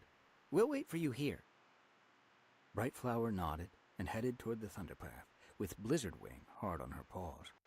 Yellowpaw waited impatiently until she saw both warriors racing back. Brightflower is The paw yellow prints lead to that fangs new mom. tunnel the 2 legs made under the Thunderpath, Blizzardwing reported.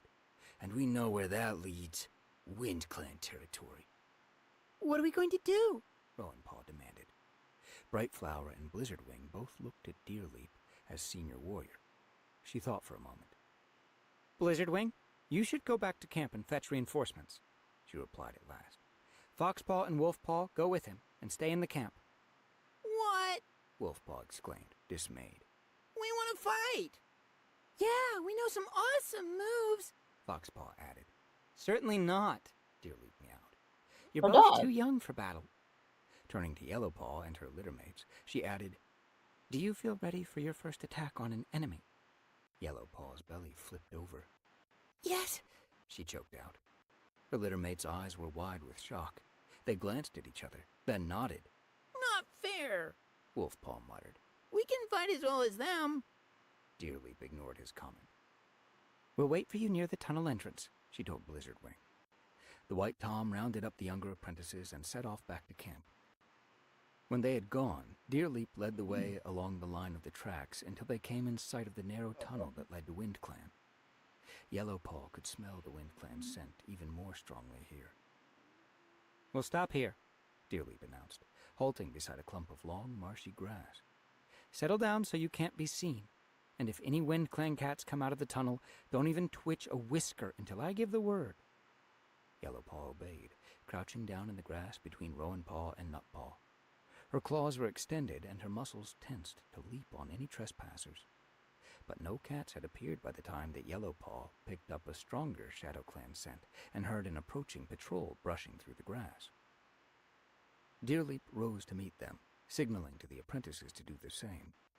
Stonetooth, the clan deputy, was in the lead, with Brackenfoot and Crowtail close behind. Yellowpaw was surprised and a bit disappointed to see that Raggedpaw and Scorchpaw were with their mentors. She'd wanted herself and her littermates to be the only apprentices to face down WindClan this time. Where's Blizzardwing? Deerleap asked. He stayed to help guard the camp, Stonetooth meowed. just in case WindClan thinks it can bring the battle to us. Deerleap sniffed. I'd like to see them try. Excitement bubbled up inside Yellowpaw as the patrol prepared to leave. We'll make WindClan sorry they ever touched our prey. Calm down, Raggedpaw mewed. This is what warriors do. Yeah, Scorchpaw added. It's just part of living in a clan. It's your first time in battle, too, Nutpaw snorted. so don't pretend you're not excited. Yellowpaw could see that her littermate was right. Scorchpaw was working his claws in the grass, and Raggedpaw's amber eyes gleamed. Stonetooth gathered the patrol with a wave of his tail. I'll lead, He announced. Brackenfoot, you bring up the rear, and keep an eye out for trouble behind. The pale Ginger Tom nodded. Turning to the apprentices, Stonetooth went on. Listen to everything I say. We won't attack right away. We'll give WindClan a chance to explain themselves first. Like they'll be able to explain WindClan's scent and pigeon feathers inside our borders. Deerleap snarled. The patrol set off in single file. Yellowpaw was close to the rear, just ahead of Raggedpaw and her father. The tunnel under the Thunderpath was narrower than she had realized, much smaller than the one Deerleap had shown her on their first tour of the territory, and dark. Yellowpaw jumped, her heart beginning to pound, at a roaring noise that seemed to fill the whole of it. It's okay, Brackenfoot meowed from behind her. It's only monsters going past on the Thunderpath. Forcing herself to relax, Yellowpaw followed the scent of Crowtail, who was walking in front of her. I wonder what would happen if we met WindClan cats coming the other way. She tried to work out how she could use her battle moves in such a tight space. Soon she could scent fresh air coming from somewhere ahead. A few heartbeats later, Crowtail scrambled upward, showering scraps of earth and debris down on Yellowpaw. Blinking, Yellowpaw followed and broke out into the open. As Raggedpaw and Brackenfoot emerged after her, she took a huge breath and looked around. I'm on WindClan territory now. Yellowpaw felt as if every hair on her pelt was standing on end with the thrill of being across enemy borders. Behind her, monsters roared up and down the Thunderpath. In front, a wide stretch of grass swelled to the horizon in an unbroken sweep. Wind blew from the hilltop toward the ShadowClan cats, ruffling their fur and bringing with it the scents of cats and rabbits. Stonetooth waved his tail. This way. Stay together. I'm surprised the Wind Clan cats can catch anything in these open spaces. Yellowpaw mewed to Nutpaw as they followed the clan deputy toward the top of the moor. I know, Nutpaw agreed. I can hardly hear myself speak, with the wind in my ear fur. Look! Rowanpaw flicked her tail over Yellowpaw's shoulder. Gazing upward, Yellowpaw spotted a scrawny Wind Clan warrior outlined against the sky. The cat stood motionless for a heartbeat, then turned tail and vanished down the other side of the hill. Gone to warn his clanmates. Nutpaw muttered. I still can't believe how skinny they are. Yellowpaw mewed. And their smell is weird, like rabbits and wind-blown grass. She remembered the first time she had seen Wind Clan cats, at her first gathering almost a moon ago. But the memory was blurred. There were so many cats, so much noise. She had looked forward to her first gathering for as long as she could remember, but it had been overwhelming, busy and full of chatter and conflicting scents. Yellowpaw had felt too timid to go and talk to any cats from the rival clans, instead staying among the Shadow Clan apprentices. Afterward, she had felt stupid and embarrassed for being so shy, but Deerleap told her lots of apprentices felt that way, and sometimes even senior warriors. The next gathering would be easier, she promised. Now Yellowpaw felt strong and confident as she strode out across the moor. I'm part of a Shadow Clan patrol. I'm going to fight for my clan. When the Shadow Clan cats reached the brow of the hill, they spotted a patrol of Wind Clan cats heading across the moor toward them. Stonetooth halted, signaling with his tail for the rest to do the same. We'll let them come to us, he meowed. Leading the Wind Clan patrol was a light brown tabby Tom.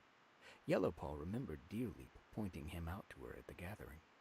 He was Reedfeather, the Wind Clan deputy. Stonetooth stepped forward to face Reedfeather as the Wind Clan cats approached. What are you doing on our territory? Reedfeather demanded. Don't you know? Stonetooth challenged. We found pigeon feathers on our side of the Thunderpath with Wind Clan scent and paw marks. You've been stealing our prey. We've done nothing of the sort, Reedfeather retorted. We chased that pigeon from our own territory, and that makes it Wind Clan prey. That's not true, and you know it, Stonetooth growled, sliding out his claws. To be honest, that was kind of stupid. His neck fur What you bristled. mean I chased her from my area and now it's not mine Smiled his anymore? fear. The Wind Clan patrol was smaller, and the cats looked too weak and skinny to fight well. For a moment, Yellowpaw felt a pang of sympathy. These cats look as if they haven't had a good meal in moons. Maybe they deserved that pigeon. Then she gave herself a shake. That's mouse-brained. I'm a Shadow Clan warrior, or I will be soon, and these are my enemies. You need to leave, Reedfeather hissed. You're not welcome on our territory. We're not going anywhere until you've been taught a lesson, Stonetooth responded. Yellowpaw saw Reedfeather's gaze flicker. All right, He mewed wearily. you've made your point. We'll stay on our own side of the border from now on. Stonetooth didn't reply with words. Instead, he leaped onto the Wind Clan deputy, bearing him to the ground. A heartbeat later, fighting exploded all around Yellowpaw. For a Ah, moment, wait, she stood what? frozen. The whole world seemed to be filled with screeching, clawing stupid. cats, Bro, and he she said, didn't know which paw to use first. he said it was Then she pulled literally herself together chill, and lunged at a dude. Wind Clan cat who was on top of Nutpaw, pummeling him with strong paws. The Wind Clan cat lashed out at her with a wild blow that only riffled her whiskers, then scrambled away. Thanks. Nutpaw gasped. Yellowpaw whirled around as she felt a burning scratch all down one side, but she couldn't spot the cat who had dealt the blow. Instead, a huge dark tabby Tom bore down on her, his amber eyes blazing. Yellowpaw gulped. She had thought of these cats as small and skinny, but they were full grown, and this one was much bigger than she was. Frantically, she tried to remember her battle moves. She darted at the Wind Clan Tom, intending to strike a blow and spring back out of range, but the Tom was ready for her. He ducked away from her claws and swiped her so hard over the ear with one forepaw that she staggered, and for a heartbeat, the sky went dark. She lashed out again, remembering the move that Ragged Paw had helped her practice, but as she tried to twist in the air, the Tom batted her down, so that she landed all wrong. He's too strong. Yellowpaw thought despairingly as she struggled to her paws again. Out of the way! A voice sounded in Yellowpaw's ear, and a paw scooped her to one side. With a gasp of shock, she saw Ragged Paw flash past her and hurl himself onto the big Tom. Ragged Paw's claws dug into the WindClan warrior's shoulders, and blood started to well up.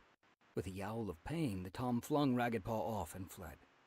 Ragged Paw sprang to his paws, ignoring Yellow Paw, then dashed into a fight between Scorch Paw and Reed Feather. Yellow Paw stayed where she was, panting. Ragged Paw thought he had to rescue me, she thought indignantly, but she couldn't help admiring his courage and his fighting skill. As she rose to her paws again, she winced with pain. It felt as if every scrap of her pelt had been ripped off. But when she checked her fur and flexed each paw in turn, she couldn't find any wounds except for the scratch along her side. Glancing around to find another opponent, Yellow Paw realized that the fight was all but over. Most of the WindClan cats were pelting across the moor. Reed Feather was the last to break away and race after his clanmates, with Rowan Paw hard on his paws. No! Stonetooth commanded. Rowan Paw, come back! As Yellow Paw's sister returned, growling angrily, the clan deputy continued. There is no need to pursue a defeated enemy. Yellow Paw thought she could discern sympathy in the deputy's voice and his eyes as he gazed after the vanishing WindClan patrol. But he did not admit as much out loud. Instead, he raised his tail. Back to our territory, he ordered. There's nothing more to do here. As they headed back down the hill toward the tunnel, the apprentices bunched together. Did you see me scratch that black she-cat's nose? Not Paw puffed. She ran like a rabbit. I did the latest move Finchflight taught me, Rowan Paw put in. The WindClan cat looked so surprised. Yellow Paw couldn't join in their chattering. With every heartbeat, she was growing more annoyed that Ragged Paw had flung her aside in the battle. None of the other apprentices had to be rescued. Does he think I can't fight? The rest of ShadowClan greeted the returning patrol with yowls of welcome. Thank you all, Cedar Star meowed, meeting them in the center of the camp. You have shown our enemies that we in ShadowClan have teeth and claws to defend what is ours. Tonight we will hold a feast in your honor. Extra hunting patrols went out, and as the sun set, the whole clan gathered in the clearing to eat. Yellow Paw felt proud and a bit embarrassed when she and the rest of the patrol were allowed to choose the best pieces of fresh kill before any of the other warriors. I can't believe we got to go on a real mission, she whispered to Nut Paw as she settled down with the plump starling. I wish I'd been there, Toadskip meowed, digging his claws into the floor of the camp. But I was out on a hunting patrol. I have the worst luck. There'll be other chances, Hollyflower told him with a twitch of her whiskers. WindClan isn't going to go away. And ShadowClan will be ready for them, Archeye added. A shiver of delight went through Yellow Paw as she listened to the senior warriors. I'm glad I belong to such a strong clan. When the clan was full-fed and lay drowsily sharing tongues, Stonetooth rose to his paws and told the story of the battle against WindClan so that every cat could hear. WindClan won't bother us again for a very long time, he finished. And part of that is thanks to the 5 apprentices who were with us. Our clan should be proud of them. Those are wise words, Cedar Star responded, rising to stand beside his deputy. And from what you tell me, there is already a new warrior among us. Ragged Paw, come here. The dark tabby Tom sprang up from his place beside Scorch Paw. For a moment he hesitated, glancing around wildly. Then he padded forward to stand in front of his leader. Murmurs of surprise rose from the rest of the clan. The clan was silent again as Cedar Star raised his tail and began to address them. I, Cedar Star, leader of ShadowClan, call upon my warrior ancestors to look down on this apprentice, he meowed. He has trained hard to understand the ways of your noble code, and he has proven in battle that he is worthy to become a warrior. Ragged Paw, do you promise to uphold the warrior code and to protect and defend your clan, even at the cost of your life? Ragged Paw's voice rang out clear and confident. I do! Then by the power of StarClan, I give you your warrior name, Cedar Star went on. Ragged Paw. From this time on, you shall be known as Ragged Pelt. StarClan honors your courage and your skill in battle. He bent his head to rest his muzzle on Ragged Pelt's head, and Ragged Pelt licked his shoulder in response. Ragged Pelt! Ragged Pelt! Ragged Pelt! The clan yelled, their eyes gleaming in the gathering darkness. Yellow Paw joined in somewhat reluctantly. I still feel bruised all over from being thrown out of the way as if I was a troublesome kit. She noticed Scorchpaw looking furious that he hadn't been made a warrior along with his brother, and felt a stab of sympathy. It must be tough, falling behind your litter mate. As the yowls died away, Yellow Paw was surprised to see Ragged Pelt padding across the clearing toward her. He halted in front of her and dipped his head. Yellow Paw, I'm sorry I pushed you aside in the battle, He mewed. It's not that I think you can't fight, but that Wind Clan cat was too strong for you. Yellow Paw opened her jaws for a stinging retort, then stopped herself. Remembering the huge Wind Clan Tom, she had to admit he was right. I'd be licking my wounds in Sage Whisker's den right now, if it wasn't for Ragged Pelt. It's okay, she muttered. Ragged Pelt let out a brief purr. I'm looking forward to joining you on patrols when you're a warrior, he told her, then dipped his head again and padded off to join the other warriors. Rowan Paw leaned closer to Yellow Paw, a glint of amusement in her eyes. Ragged Pelt likes you, she teased. Don't talk nonsense, Yellow Paw retorted. He's just a clanmate, that's all. But as she watched Ragged Pelt join Brackenfoot and Featherstorm outside the warrior's den, Yellow Paw felt a warm glow spreading through her from ears to tail tip. Ragged Pelt came looking for me. Maybe he doesn't think I'm a troublesome kit anymore.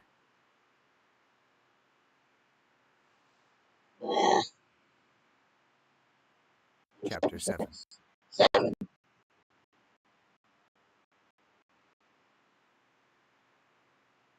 A full moon floated in the sky, shedding silver light over the 4 great oaks of 4 trees. With her clanmates all around her, Yellow Paw followed Cedar Star as he wound around clumps of fern toward the bottom of the hollow. The Shadow Clan cats were the last to arrive, and the slopes were already crowded with the cats of the other 3 clans. It was only Yellow Paw's second gathering, and she was still daunted by the number of eyes gleaming from the shadows and the unfamiliar scents. The owls of the assembled warriors echoed around the hollow, with the 4 trees looming above them all. You'll be fine, Brightflower murmured, slipping to her side as they reached the base of the slope. Of course you will, Brackenfoot agreed. I used to get nervous when I first went to gatherings. Look, sit here. He waved his tail to a spot sheltered by overarching fronds of bracken. You'll get a good view, but you won't be seen easily, and the ferns will keep other cats from crowding Face you too colors. much. Yellow Paw touched her father's shoulder with her nose, grateful for his understanding, then settled down in the spot he had pointed out. She watched as Arch-Eye, Nothing bad Featherstone, happens and to the dad or the Toadstool mom. padded past her. And the Because rest I of the just clan turned realized, I feel faces like, for oh wait, themselves. that's her mom. But the way they Who are talk those about it is like cats? these are just She random asked people. Brackenfoot, angling her ears toward 2 sleek, well-fed warriors. I don't remember seeing them last time. Understands. They look different somehow. That's Oakheart and Timberfur from River Clan, Her father Ah. replied. We don't see much of them because we don't have a border with them. The reason they look plump and shiny is because they eat fish from the river, Brightflower added. but they're just warriors like the rest of us. Yellow Paw wrinkled her nose. She had caught a minnow once in one of the streams that ran through Shadow Clan territory, and she hadn't much liked it. I'm glad I'm not a River Clan cat. She couldn't ask any more questions because Cedar Star leaped onto the great rock to join the other 3 leaders. Yellow Paw's nervousness ebbed, and she felt a prickle of curiosity. What news will the other leaders tell us tonight? Then she suppressed a sigh as Foxpaw bounced into sight, pushing her way through the undergrowth to Ragged Pelt's side. Ragged Pelt! She panted. There are some River Clan apprentices over here, and I've been telling them how you fought off the Wind Clan warriors. Come and meet them. Ragged Pelt shook his head. No, no, bro, this is the Come on. peaceful time, Foxpaw not nudged him impatiently. They want to see your fighting moves. Yellow Paw spotted a glint of anger in Ragged Pelt's eyes. No, he meowed. The gathering is a time of peace. There's no fighting allowed. and you shouldn't be stirring up trouble by talking about battles between the clans. Right. Foxpaw glared at him. You think you know everything just because you're a warrior now. Spinning Bro, around, she stormed off. screw these kids. Like, for real, I Ragged Pelt really don't like shrugged these and kids. started looking for a place to sit. Still feeling slightly in awe of his new warrior status, Yellowpaw stood up and went over to him. Foxpaw is a stupid furball, She muttered. You were right not to. She broke off as WindClan scent wafted over her, and she realized that several young warriors had surrounded her and Ragged Pelt, pacing around them so they couldn't keep an eye on all of them at once. Yellowpaw recognized at least one of them who had been in the battle on WindClan territory. He was the first to speak. Do that. Not so brave now, are you? He sneered. Not without your mentor and your clanmates. Yellowpaw felt Ragged Pelt tense beneath his fur. This isn't the time to talk about fighting, he replied. One of the other WindClan cats gave a snort of disgust. That's a good excuse. Go away, flea pelts! Yellowpaw snapped. You wouldn't dare say that to Ragged Pelt if he was allowed to fight you. Oh, so you're Ragged Pelt now, a third WindClan cat put in. ShadowClan must be really short of warriors. Yeah, he needs an apprentice to defend him, the first cat mewed contemptuously. Just what you'd expect from a kitty pet. Yellowpaw saw Ragged Pelt freeze. That's the worst thing any cat could say to him. Ragged Pelt's claws slid out. He spun around to face the cat who was taunting him. What did you just call me? He snarled, his voice low and dangerous. Say it again, and I'll slice your ears off. No, Yellowpaw thought, fighting back panic. Ragged Pelt will get into all kinds of trouble if he fights at a gathering. Swiftly, she jumped between the two cats. Where did you hear that? She challenged the WindClan warrior. Every cat knows it, he retorted. Still, I admit that Ragged Pelt fights well, for a soft kitty. Ragged Pelt was shouldering Yellowpaw aside when a new voice broke in. What's all this? Yellowpaw looked up to see Reedfeather, the WindClan deputy, striding toward them through the bracken. His eyes were narrowed and his neck fur bristling. We were just... One of the young WindClan cats began. Get back to your own clanmates, Reedfeather meowed sternly. The gathering is about to start. For a heartbeat, Yellowpaw thought that the cat who had started all the trouble was about to protest. Then he clearly thought better of it, and slunk past his deputy to the place farther around the hollow, where most of WindClan was assembled. His friends followed him, their heads down and their tails drooping. Reedfeather's glance swept across Yellowpaw and Ragged Pelt, and he gave them a tiny nod before he padded after his clanmates. Ragged Pelt's claws were still digging into the soft earth of the hollow. His fur bristled and his eyes blazed as he watched the WindClan cats depart. Calm down, Yellowpaw whispered. Cedar Star can see you from up there. The anger died from Ragged Pelt's eyes, to be replaced by something dark and shadowed. I hate it when they gossip about me. Sympathy surged up inside Yellowpaw. It must be terrible not knowing who your father is, she thought, remembering how much she owed to Brackenfoot.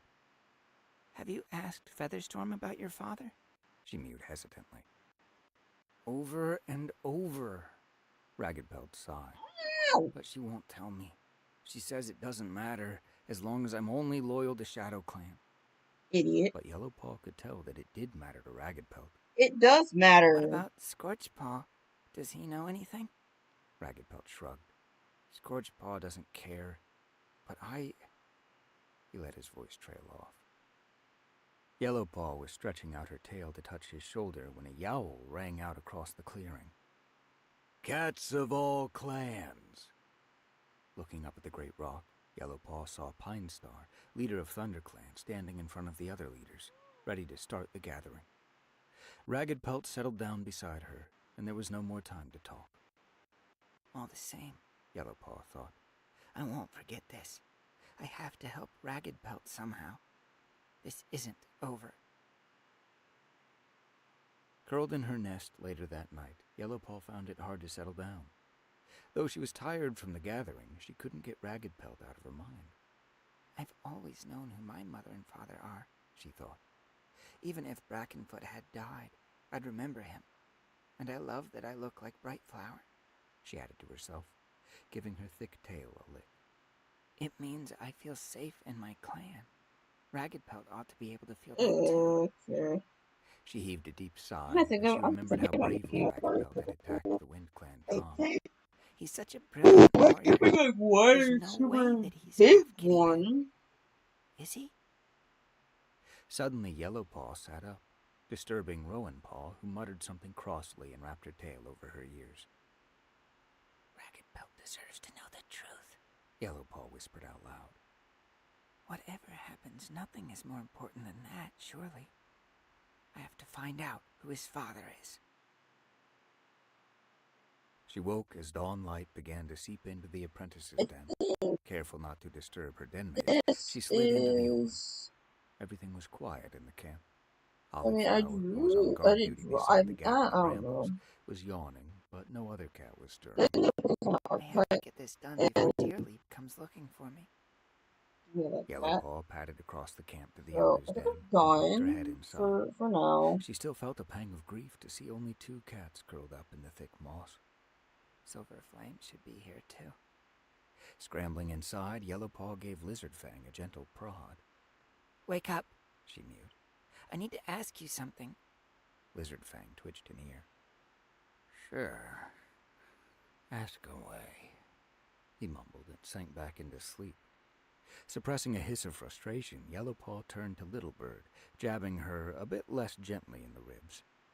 Little Bird, please wake up. It's important. Little Bird blinked up at her. What's the matter? She stretched her jaws in a huge yawn. Yellow Paw, what do you want? I have to talk to you. Yellow Paw mewed. Roused again by the noise and movement, Lizard Fang heaved himself out of his nest, scrabbling at the moss. Is it an attack? No, it's okay, Lizard Fang. Yellow Paw soothed. I just need you to answer some questions. Questions? The old Tom spat. It's the middle of the night. Little Bird sighed. Well, we're awake now. Ask away, Yellow Paw. Yellow Paw took a deep breath. What can you tell me about Ragged Pelt's father? Lizard Fang let out a disbelieving hiss. You woke us up so that we can gossip about Featherstorm? That's not going to happen. Turning his back on Yellow Paw, he curled up again among the moss, closed his eyes, and wrapped his tail over his nose. Yellow Paw turned to Little Bird. Please, She begged. this is really important to Ragged Pelt. He has to know the truth about his father. The small ginger she-cat hesitated for a couple of heartbeats. Well, She began. I'm like Lizard Fang. I don't want to gossip. But Ragged Pelt... Let me finish, Little Bird went on. You're like all the young cats, Yellow Paw. No patience at all. What I was going to say was, I don't know very much, but in the moons before Ragged Pelt and Scorched Paw were born, Featherstorm spent a lot of time near the border with the Two-Leg Place, not far from the big sycamore tree with the dead branch. I know where that is, Yellow Paw meowed. Do you think if I go there, I might find Ragged Pelt's father? Excitement tingled in her paws. Don't you do anything foolish now. The elder warned her as she settled back in her bedding. I won't. I promise. Yellow Paw scrambled out of the elder's den. I need a name. By Let's now, go the to dawn light was brightening, and Stonetooth was organizing the day's patrols in the middle of the clearing. Yellow Paw spotted Deerleap emerging from the warrior's den and bounded over to meet her. There's no time to do anything about Ragged Pelt's father today, she Wait, thought. didn't I take a But picture? tonight, I'm going to help him discover the truth. Yellow There you Paw go. waited impatiently for her den mates to go to sleep. Nutpaw and Scorchpaw had I burrowed into don't like Quimby. their bedding immediately, and the Quimby's soft not- sound of their not snoring sure. filled the den. Rowan Paw spent some time grooming her tail, then curled up neatly with it wrapped over her nose. But Wolfpaw and Foxpaw went on chattering like a pair of starlings until Yellowpaw could have cheerfully shredded their ears. Settle Yeah, down, yes. you two. She meowed at last. Can't a cat get any sleep around here? You're not our mentor. You can't tell us what to do, Foxpaw muttered. The two young cats went on telling each other about their catches at hunting practice, but to Yellowpaw's relief, they soon were yawning more than they talked, and moments later both of them were quiet and breathing steadily. Yellowpaw waited a little longer to make sure they were really asleep, Fala? and then crept out. The sky was clear, and the moon filled the camp with an eerie pale light. Wait, I'm gonna pause. Nettlespot, on But duty beside the for entrance, some looked like a reason, cat made of ice. whenever. We don't want her asking what we're doing outside the camp at night. Hold on, I'm gonna thought. pause because I got a We need name to I'm gonna use the end dirt place with. tunnel to get out. Cautiously, slipping from shadow to shadow, she crossed the clearing to the warrior's den. She could make out Ragged Pelt's tabby pelt through the gaps between the branches, but it was too far for her to reach through and prod him with a paw. Ragged Pelt, She whispered. wake up. She was worried that the warrior was too deeply asleep to hear her, but to her relief, Ragged Pelt stirred and raised his Oh, I head. was gonna say, that's weird. I was like, what do you mean it's only been 13 minutes? Oh my god, this says I've been going, I've been having an hour and 51 minutes. That makes no sense. No. I finished a whole front one. I didn't even know it. And so,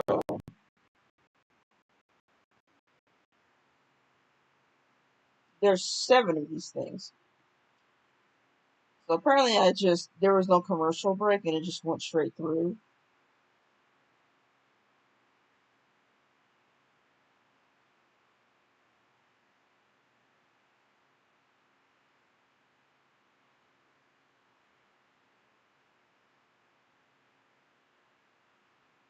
Yeah, it's good to hear Super Edition without me having to read it itself because I want to read the story, but I'm also trying to do something else. But anyways, Fala.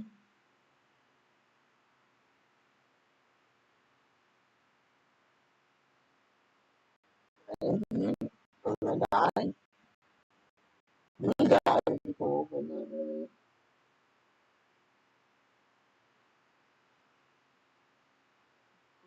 how the how the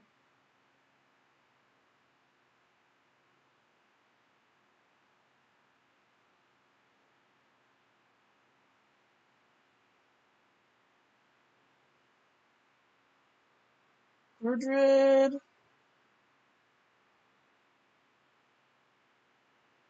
fell. Oh, that's kinda cool. Arvid.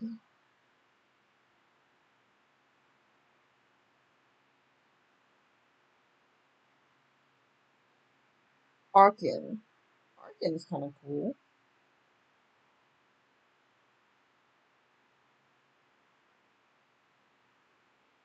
Archon? Velma. Let's look at it. Noble Chandra.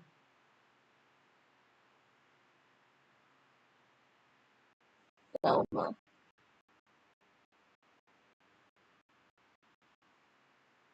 Sula. No, I like this one. Sula is really cool. So his name is gonna be Sula. I need a font. I don't have Guardians of Gahul font, so I'm not going to do that. But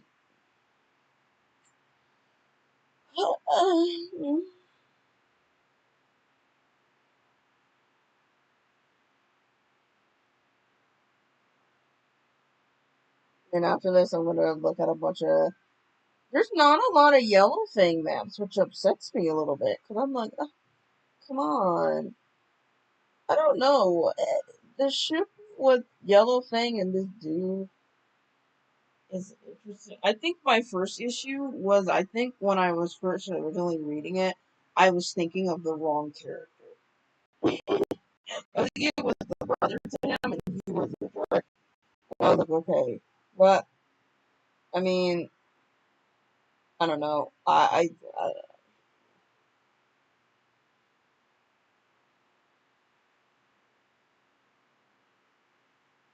But my original thoughts about them kids is yeah, F them kids because they're like actually terrible.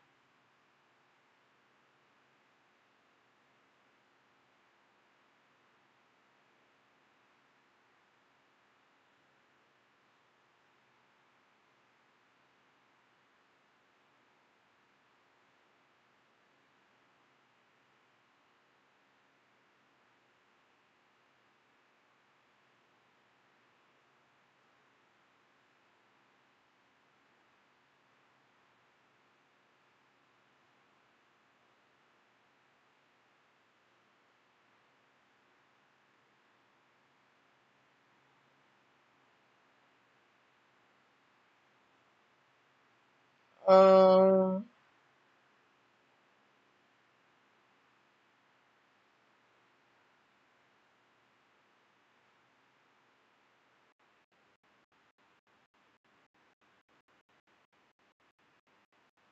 is this what I normally do? This doesn't seem appropriate.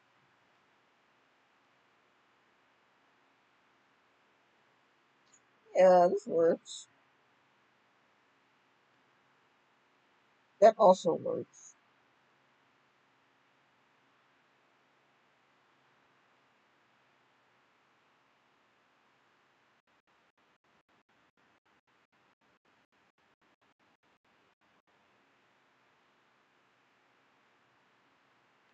No, I didn't think about this before, but I could just do a cooking mask and have the gold here.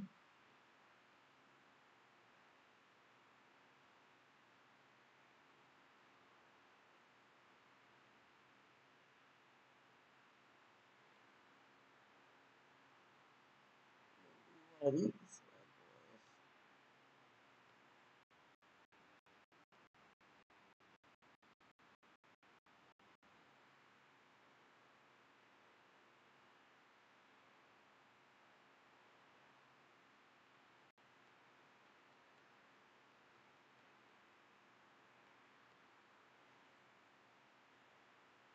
Maybe I should like flip it.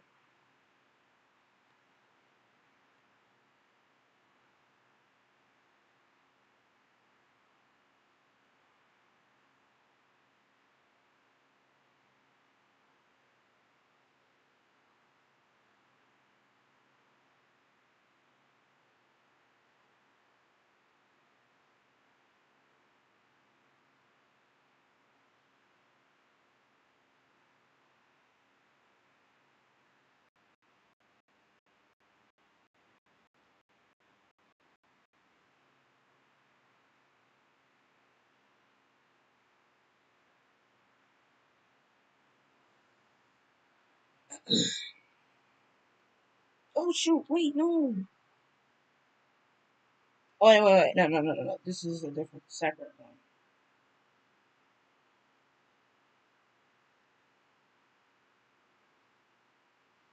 Hmm.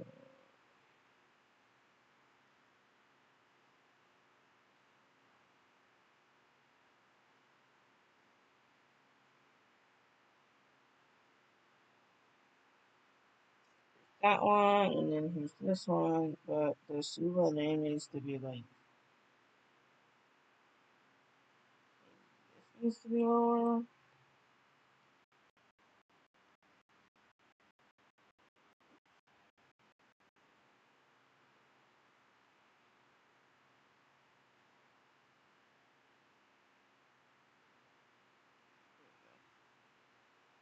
And then here's Sheila with his battle armor.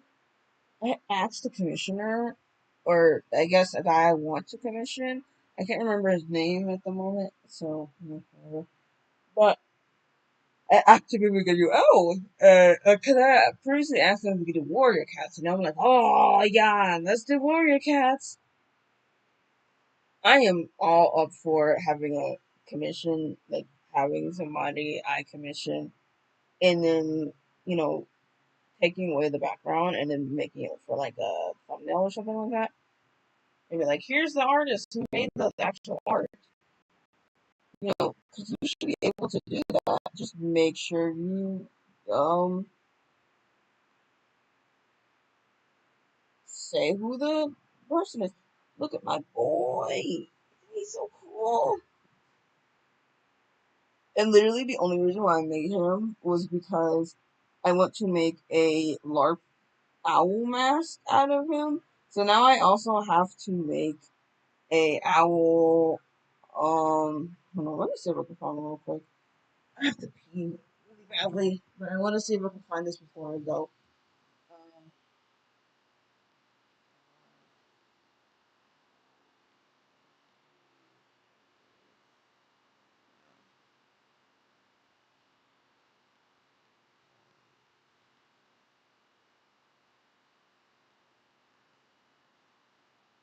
I'm gonna say I know I'm gonna get probably the same ones or whatever again.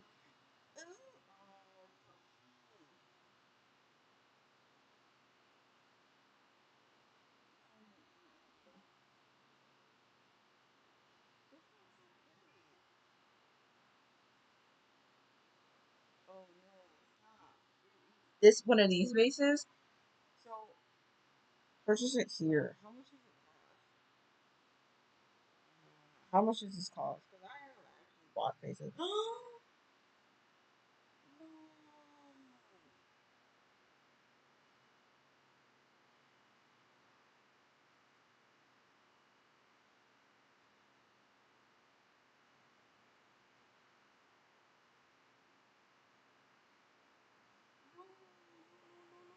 Oh,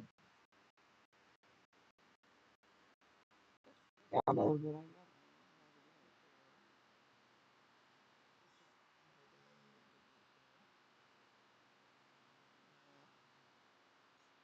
Yep.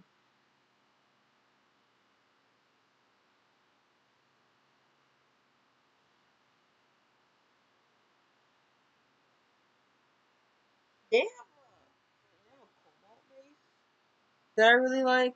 I'm trying to see if I can find it.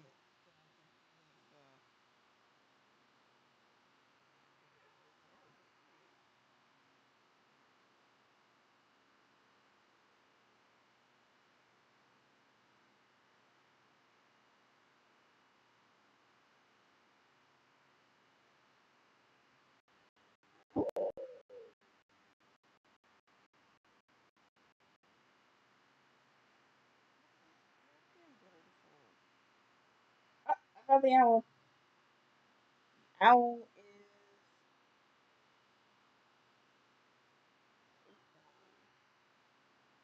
but it seems to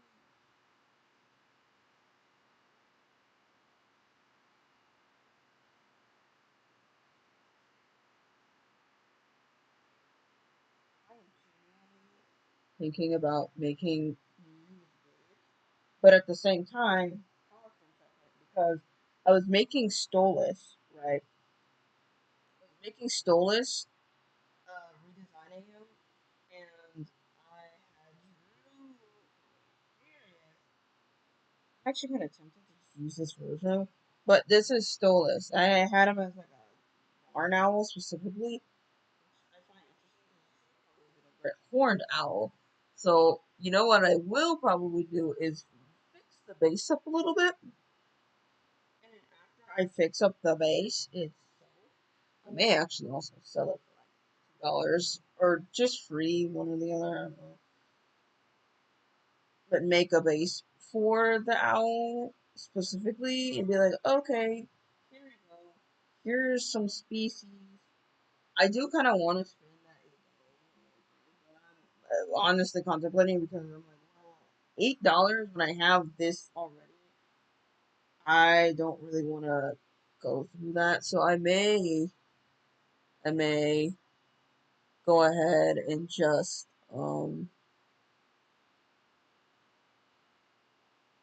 I may go ahead and just do finish stores. I mean, I'm so excited. I buy these. This is two bodies that I don't see. Oh, look, look, look! I care. Oh, this is so cool. I want to get one of these little eyebrow things. Even though it's like, well,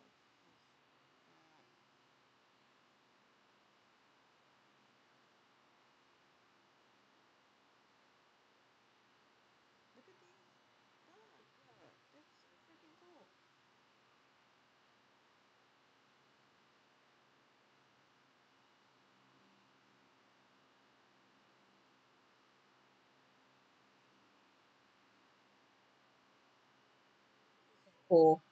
Like, this is genuinely so cool.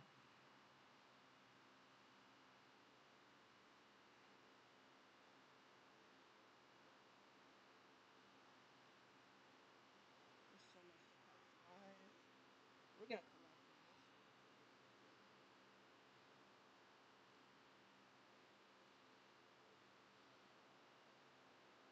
because technically, because I'm gonna try to turn it into a character, and if they are, they're gonna be probably some form of wizard or a battle person, and I have already made a bunch of stuff that I want to use because I'm like, well, there's no point in not using what you already freaking have. And I do have this brown leather that I feel like I should be able to use, so I may do that because I don't like having heat strokes. That's not really fun, you know.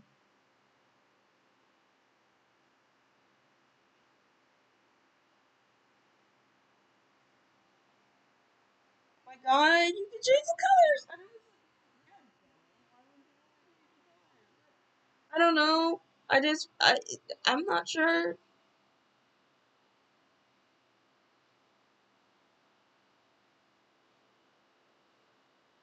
I'm not sure, but I'm probably gonna get this base. Not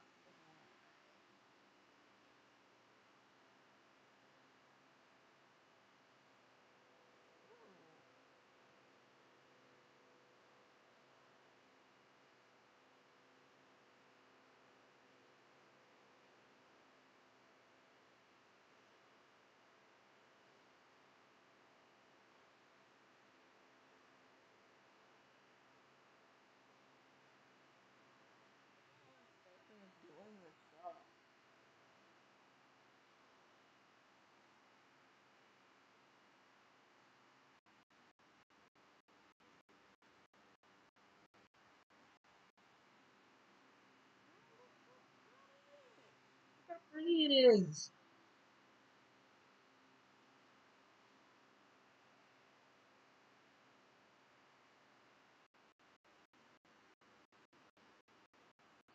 It's probably I have already done the things. Hold on.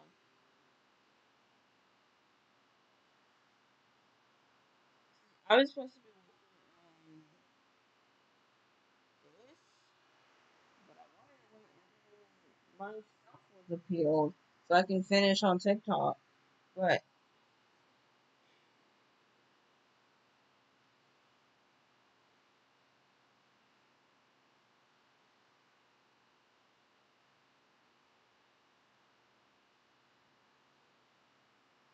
I'm so close to being done. I am genuinely this close to being finished.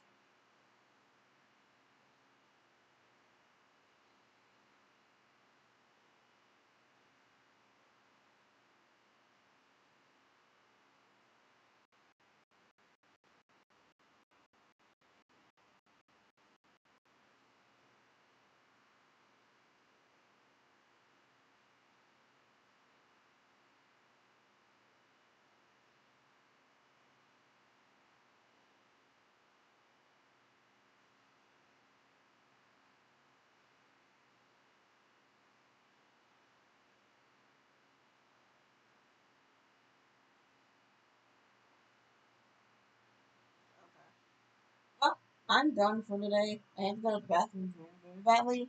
So I'm gonna go ahead and just disconnect my headphones so when I go to the bathroom it's not an issue.